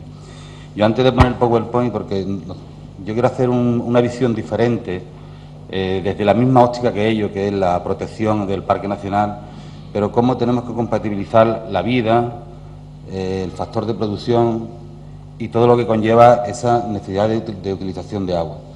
Yo antes quería hacer solo vengo a título personal, no represento ninguna asociación, pero sí un pequeño mensaje de la situación en la que estamos viviendo los agricultores en el entorno, en el cual, si nos vamos a los albores de los años 70, que aquí la Administración planteó un plan Almonte Marisma en el entorno de Doñana, que luego se ha ido, como sabéis, evolucionando, no voy a contar la historia, muy larga, hasta llegar a una reducción importante de número de hectáreas.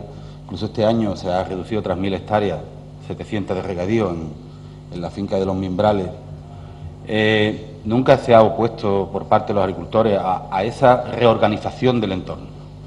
Es más, nos hemos dado una constitución entre todos, organismos, Confederación, Junta de Andalucía, agricultores, asociaciones ecologistas, todas las instituciones que intervienen, nos hemos dado una constitución que es el Plan de la Corona Norte del entorno de Doñana, que afecta a los usos y la utilización de ese agua.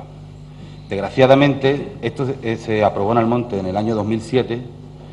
En el 2014, 7 años después, lo aprueba el Consejo de Gobierno de la Junta de Andalucía, capitaneado por la Consejería de Medio Ambiente, pero aún en el 2017 no se ha implantado directamente. Con lo cual, llevamos 10 años con una constitución, podríamos decir, donde de partida tuviéramos que empezar, y aún seguimos en eso. Con lo cual, muy poco podemos hacer los agricultores en ese aspecto.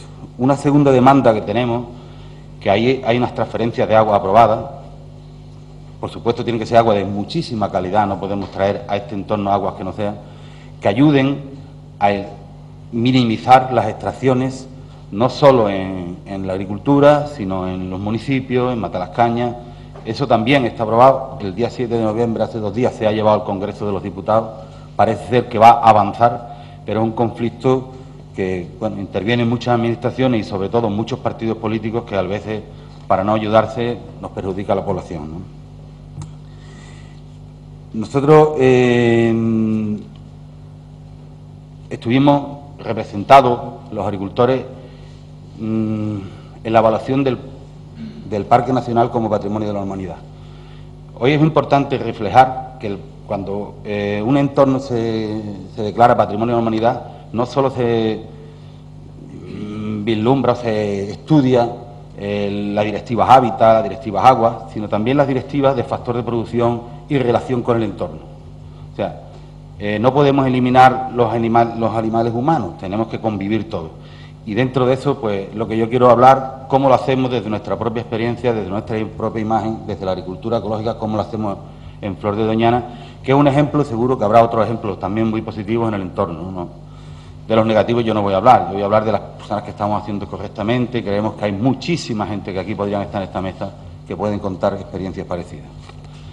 Empiezo, voy a hacer un PowerPoint de unos 10-12 minutos, disculpar si es muy largo, pero yo voy a ir hablando conforme van saliendo imágenes, o sea, no sé si voy a ir al mismo hilo porque esto a veces sucede, otras veces no. Bueno. Pues, no, ya empiezo. Va interactivamente. Bueno, yo lo he planteado como el agua, la vida y el factor de producción en Doñana. Nosotros somos una empresa que estamos situada en el Plan Almonte Marisma, en ambos lados. Nos dedicamos desde el año 2000 a la producción exclusiva de agricultura ecológica. Nos dedicamos al cultivo fundamentalmente de berries, viñedos, ahora veremos algunas fotos. Y la mano de obra que utilizamos fundamentalmente mano de obra local. Llegamos a tener puntos de 305 personas, como hemos tenido este año, 90 y tanto % del monte. Y fundamentalmente lo que procuramos es compatibilizar nuestra actividad al máximo con el entorno que vivimos. Nuestro nombre se llama Flor de Doñana, llevamos Doñana en todas nuestras etiquetas, nos dedicamos al 100% al cultivo ecológico, no hacemos otra cosa. Hacemos tienda online, vendemos nuestras etiquetas por toda Europa, comercializamos en todos los países. Tenemos una conectividad con nuestros clientes que vienen a visitarnos, le enseñamos el entorno, no solo qué hacemos, intentamos que ellos vean en nuestra fruta la sanidad, que vean cómo funcionamos a la hora de trabajar, cómo trabajamos en nuestros envases, en nuestros productos, cómo intentamos que sean lo más ecológico posible, cómo intentamos que ellos entiendan que nuestra actividad tiene que ser compatible. Tenemos viñedo, como hemos dicho, hacemos vino tinto ecológico, primero de la comarca de Doñana. Intentamos que estos sean pequeños isotopos de conexión entre los diferentes cultivos que tenemos. Y para ello, bueno, tenemos nuestras propias etiquetas de vinos, donde llevamos lince y tal. Tenemos todas las certificaciones europeas habidas por haber, ecológicas, para Suiza, certificaciones de procedimientos, certificaciones sociales para Suecia, pero para nosotros una de las más importantes es esta, que es el certificado que nos dice que la gestión sostenible del agua y el suelo. La gestión, una empresa suiza que es la que nos lo certifica, donde nosotros establecemos una serie de procedimientos para gestionar con los máximos recursos necesarios para optimizar ese riego, para optimizar ese suelo y que el impacto que nosotros podamos producir en nuestro entorno sea el mínimo. Esto empezó en el año 2003-2004, pero en el 2007 empezamos con el proyecto ECOSAC, con empresas, universidades de Huelva, asociaciones ecologistas, WWF, tal, una metodología de gestión de información agrícola para mejorar la rentabilidad y la sostenibilidad de los recursos. ¿Esto qué significa? Que no regamos a demanda, no regamos a ojímetro, intentamos con toda la mayor tecnología posible adaptarnos y utilizar los mínimos recursos. Eso nos ha llevado a tener un conocimiento de nuestro suelo, de nuestras plantas y online, diariamente por internet. Mi compañera Alba registra todo lo que ha ocurrido, sabemos cómo tenemos que continuar, qué tenemos que hacer. Esto lo que nos ha producido es un ahorro cuantitativo en nuestras producciones. A nivel de calidad de ese agua, es un agua magnífica, como sabéis, todo lo del entorno, todos los nutrientes que utilizamos son ecológicos, son muy beneficiosos para el entorno. Controlamos volumétricamente, tanto compañeros de confederación que vienen a ver, como pueden controlar toda la tecnología que tenemos para que no haya el mínimo desperdicio de ese recurso tan importante que nosotros lo valoramos tanto. Decir que esto nadie nos lo ha enseñado, nadie nos lo había pedido, nadie, esto nosotros cuando empezamos en el año 2000 ya empezamos a implantarlo. Hemos sido los propios agricultores con nuestra propia conciencia en Flor de Doñana los que hemos iniciado un proyecto de recuperación, en algunos casos incluso contraveniendo algunas órdenes de confederación. Por ejemplo, esto que estamos viendo no es de más que nosotros optimizamos nuestros recursos utilizando unos drenajes de agua para recuperar el agua que sobra de riego. Incluso ese agua que en las arenas se lava nosotros intentamos recuperar para setos, para viñedos, para lo que haga falta en un momento determinado, poder incluso recuperar ese agua que llega, que se puede lavar en vez de que arrastre arena en las marismas, y nosotros intentamos optimizar, con lo cual reducimos más el consumo. En el año 2016-2017 ha empezado el proyecto Ferdoñana. Bueno, pues casualmente Ferdoñana está haciendo en el año 2016-2017 lo que nosotros empezamos a hacer en el año 2004, 5, 6, 7. Ha contratado a las mismas empresas francesas, empresas extranjeras, con asociaciones ecologistas, con agricultores, para instaurar un sistema de control volumétrico en línea de las hectáreas de riego. Eso es un gran beneficio para el entorno porque va a ayudar a reducir mucho el consumo. Toda esta iniciativa para optimizar los recursos nos ha llevado a hacer un estudio de impacto potencial del ciclo de la vida. Nosotros hacemos, y le damos a todos nuestros clientes, a todos que lo quieren ver, una huella de carbono de todo lo que hacemos. O sea, nuestra terrina de fresa, nuestra terrina de arándano, nuestra uva, tiene su huella de carbono. Hablamos del calentamiento global, los kilos de CO2 que tenemos, e incluso hacemos un análisis de cómo disminuimos año a año eso. Pero no nos quedamos ahí, no nos quedamos en hacer un análisis solo del CO2, sino también hacemos un análisis de la huella hídrica. Miramos también nuestros consumos. Y no esto que nos dediquemos solo a mirar como si fuera un espejo, sino que además implantamos medidas para el año siguiente reducirlo.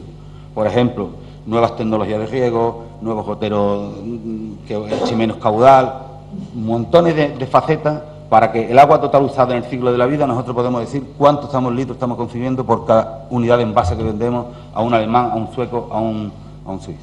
Nosotros intentamos minimizar al máximo eso. Es lo que podemos dentro de nuestra medida, podríamos decir. Y eso nos da unas fincas con unos paisajes que intentamos integrarlos dentro de nuestras posibilidades, porque utilizamos también invernaderos, pero compatibilizamos setos, viñedos. Veréis que nosotros invertimos económicamente dinero y esfuerzo, y tanto humano como personal, para que nuestro impacto en el entorno, no solo ya la utilización de recursos, sino social, medioambiental, sea el mínimo. También tenemos lagunas, Carmen, en nuestra finca, lagunas que utilizamos en agricultura regenerativa, un nuevo concepto donde utilizamos animales, agua, ahora lo explicaré un poquito mejor si acaso. Utilizamos muchos animales en esta agricultura regenerativa, miles de abejas en peligro de extinción, como sabéis. Abejas que en el Parque de Doñana no pueden estar, son las mismas del Parque Nacional las que vienen con nosotros. Cuando no hay flora en el Parque Nacional, vienen a nuestra finca y ayudamos a conservar una especie, la fimelífera, que tantas necesidades hace falta en este territorio para esa vegetación, para esa flora, para esa multiplicación, ¿no? Pues los mismos colmeneros que están en Doñana, pues nos las traen en los momentos de máximo peligro. Pero nosotros seguimos buscando más eficiencia todavía en nuestra idea. Y nuestra idea es buscar incluso llegar a un sistema de carbono neutral, donde nosotros no produzcamos ningún impacto. Y si producimos un mínimo impacto, lo devolvemos, lo queremos devolver. Para ello hemos instalado una finca que se llama Finca Doñana, que estamos montando bueno, donde están los animales, donde hemos puesto un viñedo de secano, donde estamos montando casetas para exposición a gente, donde estamos plantando árboles, donde estamos intentando recuperar unas 5 hectáreas que va a ser un 20% de nuestra superficie destinada a que esas personas que hemos visto antes sean tan importantes y puedan convivir en este entorno como estos animales que vemos aquí, en estos paisajes tan maravillosos. En nuestros cultivos también suele haber animales en peligro de extinción, animales que tal. No es el fin, por supuesto, pero intentamos compatibilizar un entorno lo máximo posible con ello, dentro de la medida de que estamos en un factor de producción. Y bueno, para nosotros tan importantes son nuestros burritos adoptados, que ayudan en la agricultura, que alimentan sarmientos, que excrementan, que están en nuestras lagunas, como los caballos salvajes que estén en Doñana. Para nosotros son igual de importantes. Tenemos que dar una imagen de que la vida tiene que ser compatible, que tenemos que tener un efecto de colaboración entre nosotros. Es muy importante que las personas que trabajan en este entorno, que lo hacen con determinada vocación en muchos casos, pues son personas que han nacido aquí, que valoran el entorno, pues puedan seguir viviendo de este maravilloso paisaje que tenemos, conservándolo y ayudándolos a conservar, compatibilizando todas las acciones. Niños, nos visitan de todo. Tenemos compañeros que vienen de muchas zonas de todo el mundo a ver Doñana, a ver cómo trabajamos, medios de comunicación, y nosotros lo que podemos ayudar sobre todo es con nuestro saber tecnológico, con nuestra iniciativa conservacionista dentro de nuestro uso de los recursos, es hacerlo de la mejor manera posible. Pero siempre echamos en falta, y lo digo muchas veces, esa ayuda tecnológica, ese impulso, que no tengamos que ser solo nosotros quien hagamos esta labor. Todas las medidas, todos los planes, todos los estudios que se hacen nunca van en favor de optimizar los recursos, sino minimizar, eliminar, cortar, ver. Pero, señores, si esto no consiste solo en eso, si aquí hay que ver lo que no puede existir, no existirá, se debe de quitar, nadie se ha opuesto. Pero tiene que haber un sistema de compatibilización donde estas plantas y estos árboles y la gente podamos convivir. Y para eso hay que minimizar los recursos y traer agua con suficiente calidad de zonas que tenemos aquí al lado. Está otra laguna dentro de nuestra finca que también en invierno se produce por los niveles freáticos. Tenemos que intentar conseguir esa transferencia tecnológica para que mejoremos dentro de nuestras posibilidades. Yo siempre me quedo con un mensaje muy esperanzador en todo esto, ¿no? La raza humana existía aquí, existe el Parque Nacional, tenemos una gran vocación, queremos tanto a este parque como el que más. Los que hemos nacido aquí no conocemos otra cosa. Si nos dedicamos a la agricultura ecológica es porque estudiamos ingeniería agrícola, porque creemos en esto, porque conocemos estos paisajes, porque hemos trabajado aquí, vivimos aquí.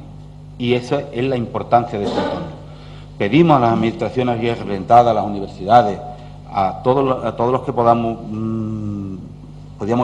estar en este entorno, que nos ayuden de la manera más importante que es sentarnos, dialogar, compatibilizar, terminar con esa constitución del plan y continuar para adelante. Y yo, una de las últimas visitas que hemos tenido ha sido una visita de un jefe indio, Sioux, Lakota, se llama Plenty Wolf. Es un hombre que está transmitiendo por el mundo un mensaje de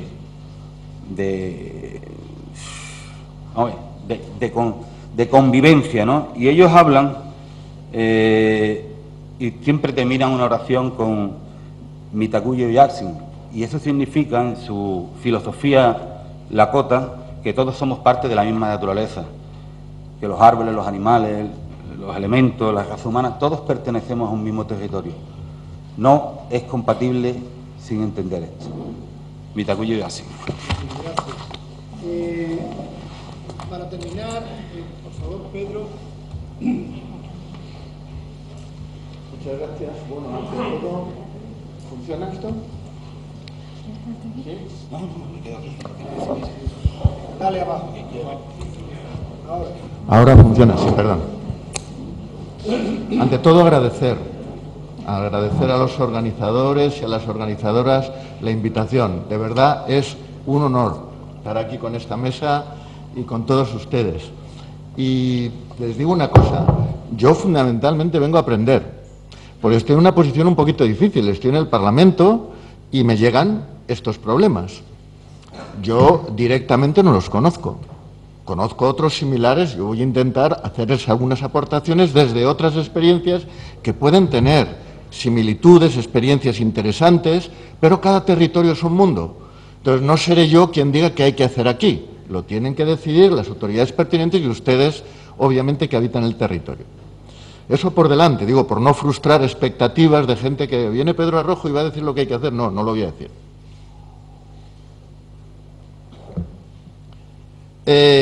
Lo ha explicado, yo creo, muy bien todo el mundo. Leandro, en particular, ha dicho, es un contexto complejo. Y complejo no solo en lo ambiental, en lo que es el sistema hidrológico, hablaré un poquito de eso, sino también en lo social. Obviamente, eso es lo que se nos hace más difícil, el tener la confrontación de intereses que son legítimos en principio. Y eso se hace difícil. Y en lo económico. Hay intereses económicos, también legítimos, se supone, en su mayoría por lo menos, pero que la vaca no da para todo. Y entonces hay que resolver ese tipo de problemas.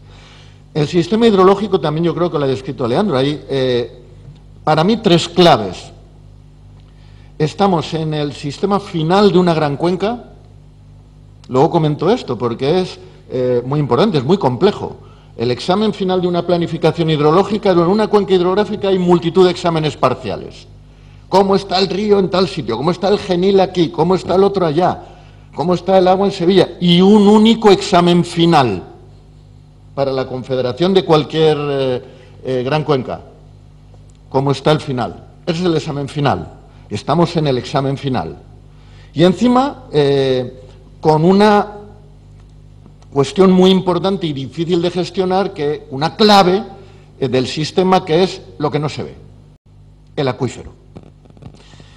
Y otra clave que no se ve, pero que es gravísima, y que cuando se discute el problema, al menos yo cuando lo he tenido que discutir en el Parlamento, me he visto obligado a sacarlo, porque no es un capricho. Y es que estamos en una región con una historia minera, también legítima, que genera una herencia contaminante durísima, y que no se va a resolver ni en 5, ni en 10, ni en 100, ni en 200 años. Pasa con todas las regiones mineras, ¿eh? Aquí también. Esas tres claves. Valores a gestionar, como en todas partes, debería ser la primera, salud pública. Obvio, no se habla de ella, pero en principio aparentemente, bueno, pues eso lo llevamos. Otra, que nadie discute, pero que en la práctica está en cuestión. Si no, no nos tendrían puesto el observatorio para si nos quitan o no la declaración internacional. Digo, está en cuestión, por mucho que nadie la ataque, nadie dice que quiere ir, pero está en cuestión, que es la joya de Doñana, con sus repercusiones también, que no son secundarias, en el tejido económico, sector servicios, etcétera. Es decir, que no es un capricho ecologista, es un patrimonio de primera categoría, de reconocimiento mundial. Luego, otra cuestión muy importante, es lo que decía, el estuario y los ecosistemas costeros. La Directiva Marco de Agua dice una cosa que al principio en las confederaciones, y no lo ataco, si me lo entiendo, dejó perplejos un poco, decía, hay que hacer gestión de cuencas incluidos deltas, estuarios y ecosistemas litorales marinos. Claro, antes de esa Directiva Marco, el delta era costas, el estuario era costas, y era otra administración, no tenía nada que ver con la Confederación. Y de repente, pues, Europa nos dice, cuidadín, que el 90% de las arenas que están en las playas turísticas no proceden de la erosión costera de las olas, proceden de los arrastres de los flujos sólidos de los ríos. Estamos hablando de la industria turística, de manera que podemos afectar, bueno, pesca, sobre todo en el área mediterránea, pero también en la Atlántica. Los nutrientes continentales que aporta un río de su desembocadura son fundamentales para la pesquería que luego hay en la costa. Fundamentales. No me enredo en eso, pero eso nos lleva a que Europa nos dice, cuidado señores, que el agua de los ríos no se pierde en el mar, como se ha dicho tantas veces, que es fundamental para las playas y para los ecosistemas y para la vida en las costas. Bueno, pues estamos en un sistema delicadísimo, importantísimo, donde está el examen final de toda una gran cuenca, donde se han cometido errores y aciertos, tropelías, ambiciones, cosas bien hechas, cosas mal. Bueno, pues el resultado final aquí lo tenemos, ¿no? Y luego una cosa fundamental que sale, que es un tesoro, la viabilidad en definitiva, un objetivo, la viabilidad de la producción de fresas, de frutos rojos, en toda la comarca, con un mercado internacional que, no me cansaré de decirlo, lo he dicho en el Parlamento varias veces, es tan privilegiado como frágil. Tan privilegiado como frágil. Esto se va al carajo en un día.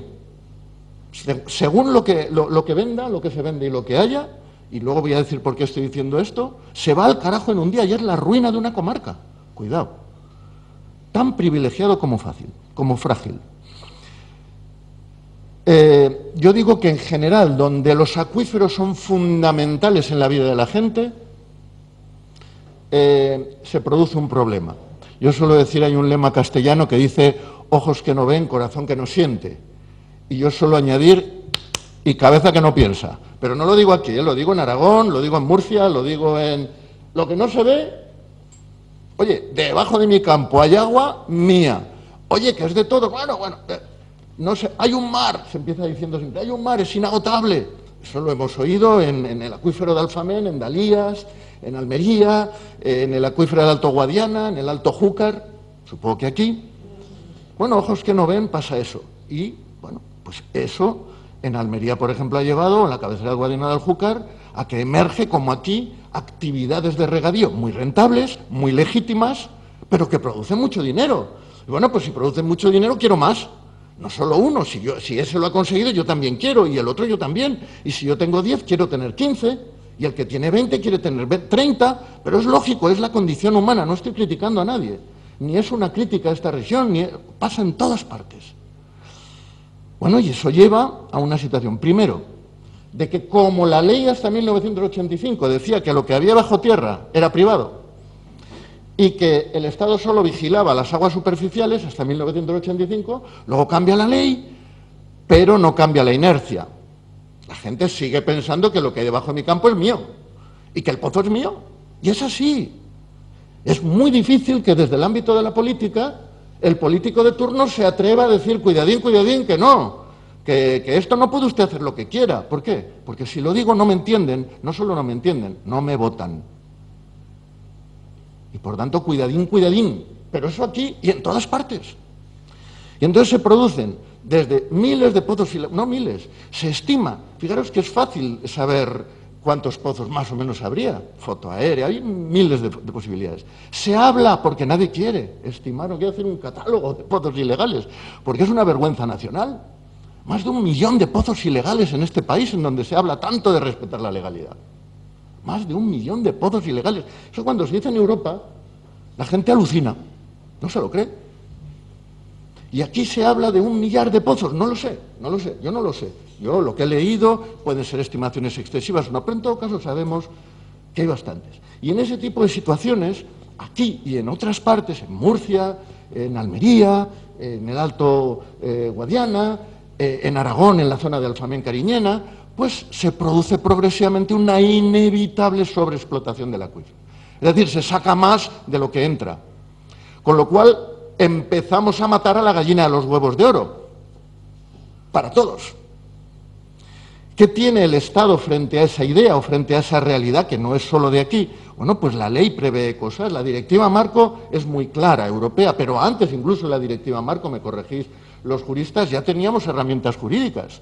Se decía, bueno, cuando está pasando esto, la confederación de turno lo detecta y entonces hay una herramienta, se declara acuífero sobreexplotado. Incluso cuando el agua era privada, o aunque haya derechos privados anteriores a 1985, ¿no? Que puede haber también, ¿no? Se declara acuífero sobreexplotado, el Estado se pone manos a la obra, pero no en contra de nadie, en favor de todos, en favor de que eso siga funcionando bien para todos y para todas. Y entonces se organiza una comunidad de usuarios. Fijaros lo que he dicho antes, tenemos una tradición excelente heredada de los árabes de comunidades de usuarios de agua superficial. ¿Por qué? Porque eso lo vemos. Y como vemos lo que tenemos, de decir, quieto, este año menos, te tocan 2, y a los 2, pum, corta, que ahora te toca a ti. Y corta, y ahora te toca a ti. Tenemos comunidades de usuarios activas, bien organizadas, pero en agua subterránea no hay manera. Porque cada uno piensa que lo suyo es suyo y que no se metan en lo mío. Entonces, pero si se declara el acuífero sobreexplotado, el Estado impulsa, aunque no lo declare, se puede hacer. De hecho, en los acuerdos que tenéis, lo tenéis acordado, formalmente, ¿no? ¿Y qué ha pasado con esa declaración de acuíferos sobreexplotados en España? Pues que se declararon algunos, si no me equivoco, el acuífero 23 de La Mancha, y claro, luego no se aplicó, porque aplicar la obligación del Estado a ese acuífero era perder las siguientes elecciones. Me daba igual que fuera el PP, el PSOE o quien fuera. Luego pronto se declaró y una vez que se miró para otro lado. Y a raíz de ahí ya no se declaran acuíferos sobreexplotados, así revienta el planeta. Esa es la realidad. Y no vale echarle la culpa a los políticos, tenemos una responsabilidad colectiva. Porque si los políticos no lo hacen es porque saben que si lo hacen no ganan las siguientes elecciones. No, es un problema grave. Y hay otra cosa que no podemos ignorar. Lo del cambio climático no es broma. Diga lo que diga el primo de Rajoy, no es broma. Y lo que diga el señor este que manda en Estados Unidos, no es broma. Y cada vez hay más acuerdo en la comunidad científica. En la comunidad científica no se nos paga para poner una u otra cosa. A veces sí. Pero en este caso es un nivel de unanimidad ya muy, muy amplio. Cuando se calculan ya décadas, y eso se está empeorando cada día, porque como no estamos bajando las emisiones realmente, el panorama que se avecina es de catástrofe global. Pero bueno, no me voy a insistir en el tema. Las previsiones en el Guadalquivir oscilan, las de Ayala, que a mí me da bastante confianza. Él colocaba un escenario 2060, parece que queda muy lejos, pero quiero decir, hacia ahí vamos, pero desde ya. Es una disminución de escorrentía en el Guadalquivir del 35%. No porque llueva menos, que va a llover poquito menos, llueve menos, tiende a llover menos, pero en media llueve distinto. Llueve de golpe, mucho, y luego sequías largas, plurianuales, como las que estamos sufriendo ya, por ejemplo, probablemente. Y ese riesgo aumenta. La clave para que haya menos agua en los ríos, en los acuíferos, es fundamentalmente la evapotranspiración. Es decir, las plantas con más temperatura, sobre todo en verano, consumen más agua. El regadío, el secano, un prado, una dehesa y un bosque. Es como si digo, ¿cuánta agua consume usted? Digo, hombre, ahora poquita, no estoy sudando, pero si estuviera a 45 grados, hombre, sudaría y bebería. Pues las plantas lo mismo.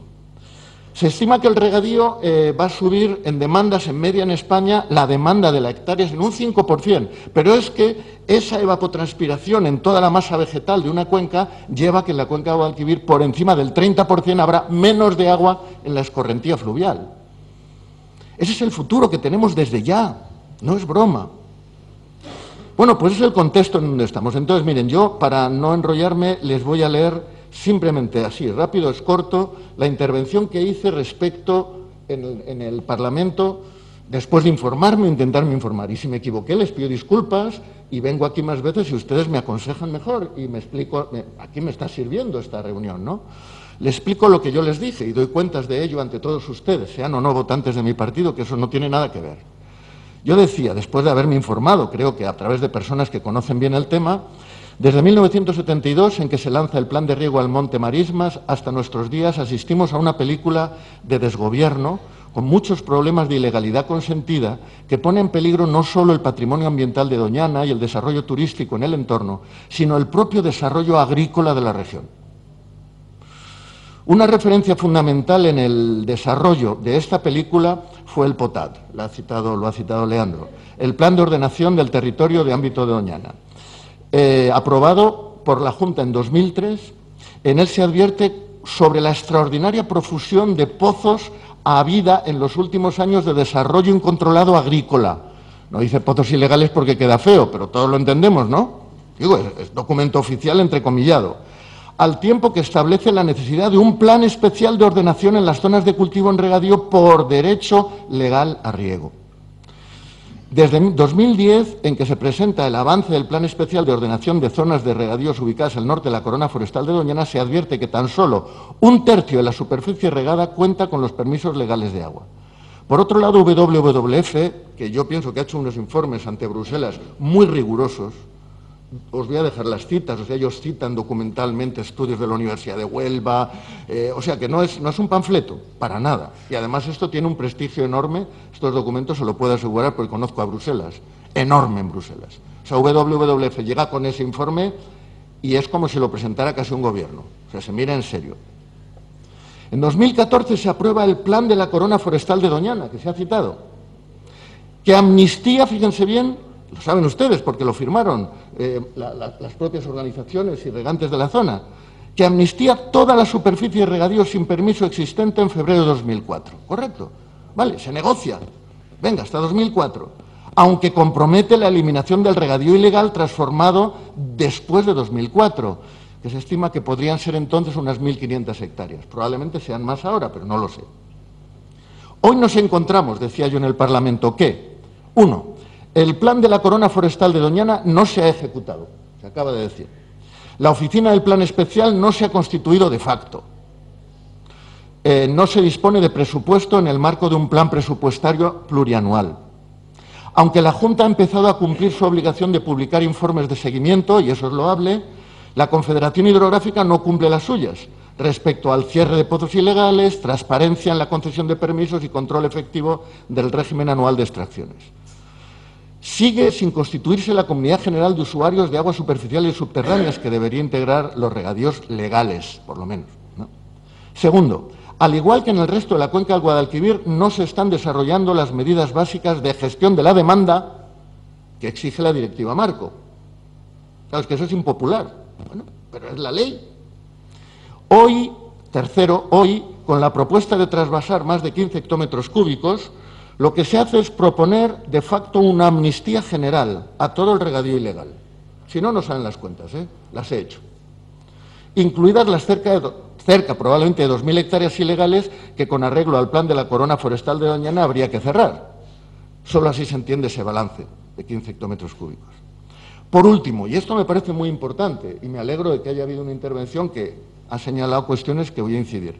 Por último, eludir los problemas de calidad de las aguas del embalse de Alcolea es una grave irresponsabilidad. A corto plazo, si este trasvase de 15 hectómetros cúbicos desde el Chanza se llega a ejecutar, pues el agua procedería del Chanza y en efecto serían aguas de calidad aceptable. Pero, teniendo en cuenta el acelerado crecimiento del regadío también en el occidente de Huelva, y es una realidad, a ver quién para eso, a medio plazo se entrará en un conflicto de competencia entre ambas zonas. Eso está cantado, eso lo sabemos todos. Ustedes lo saben mejor que yo. Y el trasvase tendría que alimentarse del embalse de Alcolea. Y bueno, pues me he permitido mirar qué se dice del embalse de Alcolea. Y claro, es espeluznante. Y ayer mismo, esta semana, estuve en un debate en el Congreso en donde se defendía, no voy a decir ni qué partidos porque no quiero atacar a nadie, ardorosamente que el embalse de Alcolea se necesita ya para esta zona, para la otra, incluso para el agua de Huelva. Y cuando leo el informe, con informes oficiales, informes con análisis químicos de la Universidad de Huelva, de varios, en donde dicen el manifiesto que hacían científicos de acá, cercanos, el embalse de Alcolea almacenará al año 23 toneladas de arsénico, 12 toneladas de plomo, 7 de cadmio, 34 de níquel. Aquí toda una tabla de análisis químicos del agua. Es que solo que se diga o que se sospeche en Bruselas que aguas de ese tipo pueden llegar al regadío de la Fresa, en 2 días se acabó el mercado. Es un mercado tan privilegiado como frágil. Y oír en el Parlamento a voz en grito que esto tiene que ser y que esto tiene que ir adelante y tal, a mí, digo, por favor, hagan algo. Hagan algo. Si se hizo ese embalse para estos fines y luego se comprueba, como tantos otros embalses, cuidado que no es el único que se ha hecho a la ligera, se comprueba que esto puede ser un desastre, no se puede contar con ese agua para el regadío, no se puede. Es que solo que haya una traza de cadmio en la Fresa tira abajo el mercado de la fresa por un montón de tiempo. Entonces eso me preocupa mucho, simplemente se lo digo. Entonces no tengo soluciones, pero obviamente creo que si se ha firmado un acuerdo importante con un consenso, lo primero es cumplir ese acuerdo. Y si es doloroso porque hay que cerrar pozos, hombre, empiécese por los pozos, vamos a decir, de los más poderosos. No empecemos por el pozo del que tiene un pocico y hace una cosita pequeña, pues ese dejémoslo para el final o miramos a ver si se puede legalizar. Digo, no lo sé, ustedes sabrán. Pero hombre, los más poderosos, los que aunque tú le cierres el pozo no se va a arruinar, lo más que puede ocurrir es que a lo mejor se va a producir a Casablanca o a no sé dónde, pero bueno. Bueno, eso es un problema social que hay que discutir cómo hacerlo, pero hay que cumplir. Y sobre esa base, y entonces, y por último, y acabo, miren, una experiencia, y eso se lo digo porque hay muchas experiencias, y aquí hay gente que las conoce, de Almería, de otros sitios, un trasvase, y digo experiencia de décadas y de decenas de trasvases, un trasvase nunca ha aliviado la sobreexplotación de un acuífero, nunca. Cuando llega un trasvase ha habido más agua, nadie ha renunciado a su pozo, y lo que ha hecho es extender. En todos los casos, y les puedo documentar uno a uno. Luego, o hay otras medidas previas que hagan creíble eso, o eso simplemente no es creíble. Puede haber buena voluntad, no lo niego, pero no es creíble porque no ha sido así nunca. Y otra cosa, la eficiencia no es garantía de sostenibilidad. Miren, los regadíos más eficientes del planeta que yo sepa están en Almería. Bajo plástico, súper controlado, todo lo que usted, y aquí supongo también. Bueno, pues han matado eficientemente el acuífero de Dalías, lo han matado. Donde de manera eficiente se podrían cultivar 12.000 hectáreas bajo plástico, que es un emporio de riqueza. Hombre, pero como esto va a millón, pues 30.000 hectáreas. Eficientes, pero matamos eficientemente al planeta. No basta ser eficientes, hay que saber reconocer los límites. Y eso es lo que es políticamente más duro. La eficiencia no es dura, se hace de hecho. Somos eficientes, pero eso no es garantía de sostenibilidad y de futuro. Y un último ejemplo. Se lo decía ahora en Almendralejo porque vengo de hacer una discusión también sobre regadíos y aumento de regadíos allí, como en Aragón, que también se esperan 400.000 nuevas hectáreas de regadío, con cambio climático. Ale torero ahí, tira para adelante.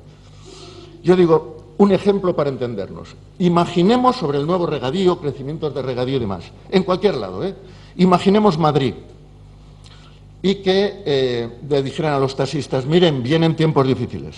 Entre la crisis y que va a mejorar el servicio de transporte público va a haber un 20% menos de clientes. Ténganlo en cuenta, señores taxistas. Muy bien. Tengan en cuenta también que han entrado los Uber, que le van a hacer la competencia, y entonces competencia internacional, y van a tener que bajar precios para competir mejor. Luego la tarifa va a ser más bajita, si no, peor para ustedes. Otra tercera cosa, y vayan pensando en el regadío. Otra tercera cosa, la gasolina va a subir, la energía va a subir porque hay menos petróleo, van a subir los costes de la explotación.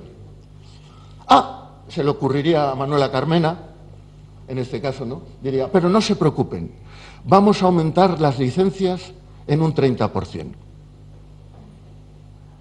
Nuevos taxistas.